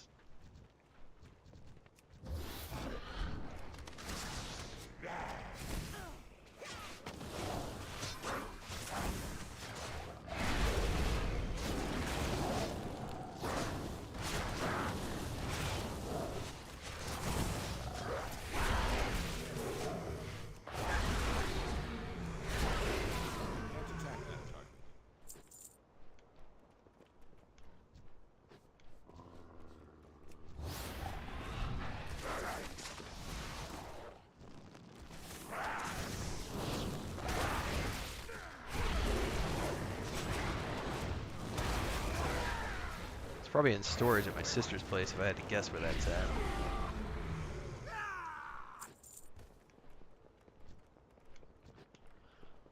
Alright, we need to inspect more of those bodies. 2 hunters equals a zoo army, yep.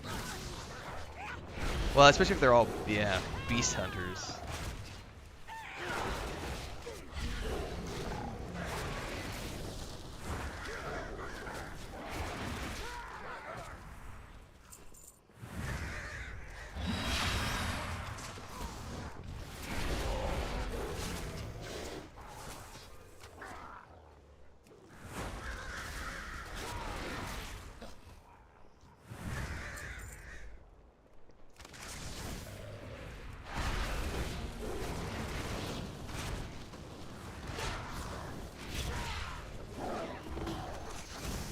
Oh, we got a bonus objective here.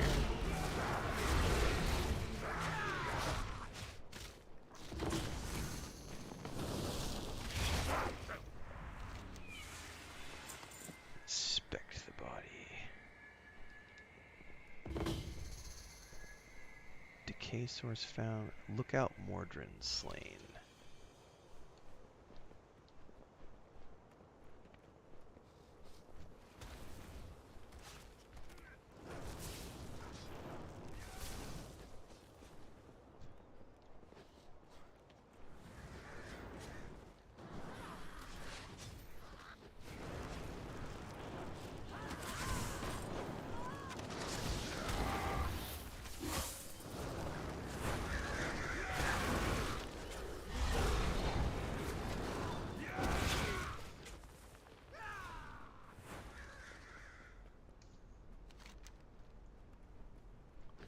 Alright, where do I find this boss at?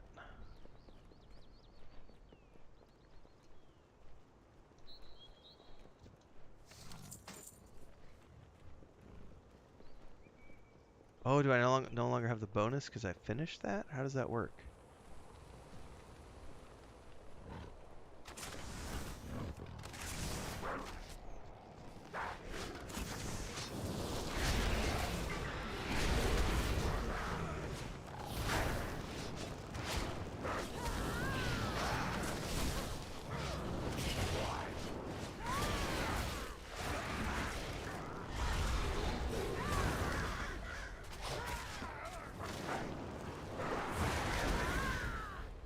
Attack that target.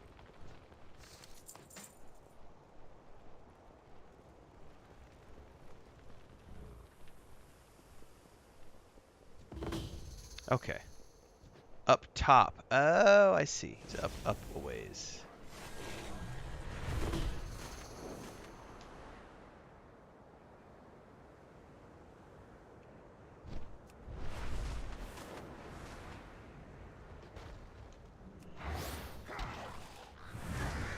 Now I pull out my big pet ability. Watch this. Now we'll have even more pets on the field.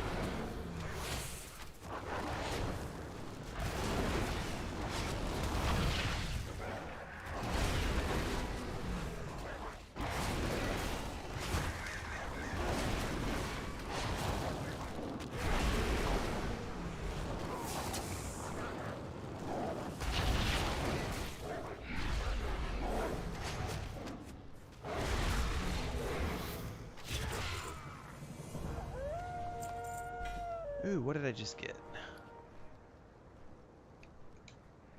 It's definitely better than what I'm wearing. Please tell me it looks cool. It does not look cool. But it's got nice stats. Alright, now it pinged me that there was a rune around here.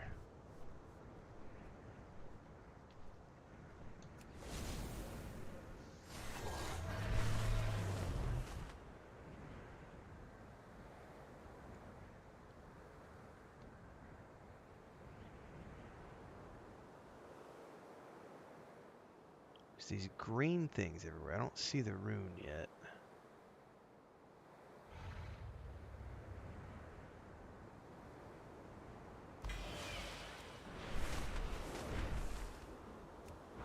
Oh, oh, there it is.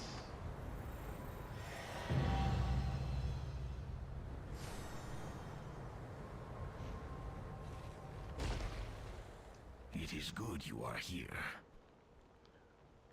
Vargan says, put some transmog gadgets in the bank. Nice. Report back. We must my best people. Lost. We must press forward and see if Commander Aeronog has survived. Gather any supplies you can find. We will need all the help we can get. Need all the help we can get. Cool. All right, guys. I'm going to wrap it here. I'm 3.5 hours in, which is way more than I thought I was going to stream this afternoon. I do plan on coming back tonight around 8 p.m. Central, but I'm going to go watch a movie with Chris. I've got the King Arthur movie from 2004 with Clive Owen and a bunch of other really cool actors in it. It's about a 2-hour movie. We got the director's cut, so I think it's like just at 2 hours, maybe a little bit longer. So yeah, I'll plan on being back around 8 tonight. Probably just play some more Warcraft. That way I don't have to change up all my stream stuff. And then tomorrow morning we'll do some more Rogue Trader. It is a good movie. I've not seen it, and I don't even know if I watched this movie with her when we were dating. It's been at least 8 or 10 years since I've seen it. So it is a good film, though. We were talking about it earlier today because it's got, Ray Winston's in it, Ray Stevenson. I was watching a clip earlier, and that Australian actor who's also a director, whose name I'm blanking on right now, he played Owen. He played the Uncle Owen in the Star Wars films. Why am I blanking on his name? Anyway, he's in it. Really early role for him as well. Of course, Clive Owen. It's gonna be good. Mads Mikkelsen is in it, and isn't the Skarsgård dad? He plays like the bad guy, I think. If I remember correctly, like the leader of the clans. Skellen Skarsgård, so I'm thinking of. If I remember correct, I think he's in it too. It's been a long time since I've seen it. Anyway, I'll be back later, everybody. Thanks for hanging out today. Thanks for all the follows, everything else. Yeah, the idea of him being a conscripted soldier, it's a really cool. This is what I like. Story time before I wrap up. I really like it when people take content that's in the public space, like King Arthur. Like that's not a copyrighted character. Anybody can do anything they want with King Arthur. And I like it when people take the King Arthur and the Merlin myths and do something fun with them. I will almost always watch anything that has to do with King Arthur and Merlin. Like, it's just a fun... one of my favorite book series when I was growing up. It's not my favorite as an adult, but growing up... I'm blanking on the name of the trilogy now, but the author is Stephen R. Lawhead. And he does, like, historical fiction. I grew up with him because he was, like, an approved writer on the list because he was like a Christian author, but he writes he doesn't write like religious fare, although it sometimes has a religious slant, but he writes historical fiction. He's done a Robin Hood series, a Byzantine series. He's done a lot of really cool stuff over the years. But the trilogy of books he wrote around, and I'm blanking on the name of it right now, but he wrote a trilogy of books around Merlin and King Arthur. And the concept is that Merlin essentially was descended from, like, his parents came from Atlantis, if I remember correctly. So the island of Atlantis factors heavily into the early stages of the book. And it's all about them and Merlin, and then Merlin getting to Arthur. So the whole series is about more than just King Arthur and about more than just Merlin, because it's a historical fiction. So it's got bits of history and myth and legend all woven in together, and it's really well done. I'm gonna go look that up because I can't remember the name of it off the top of my head.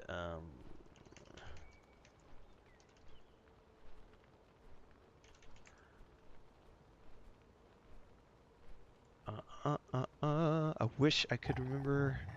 It's the Pendragon cycle. Oh, and apparently he eventually did a couple more books in it, Pendragon and Grail. But the first three were Taliesin, Merlin, and Arthur. And it was just really cool because it was, Island of Atlantis, then England, and getting to Merlin at the end. And then years later, he came back and did a couple more books in the series. Anyway, I like anything with Arthur. And yeah, the movie's really cool because he's got him as a Roman conscripted soldier, and all of his guys with him who are like, we're gonna get out of this and we're gonna become rulers of this country, and then they have to go on one last campaign, and it does not turn out how they planned. Ed Rutherford does a great book called Sarum of the Stonehenge area. I might have to check that out. All right, guys, I'm out. I'll be back later tonight. See ya.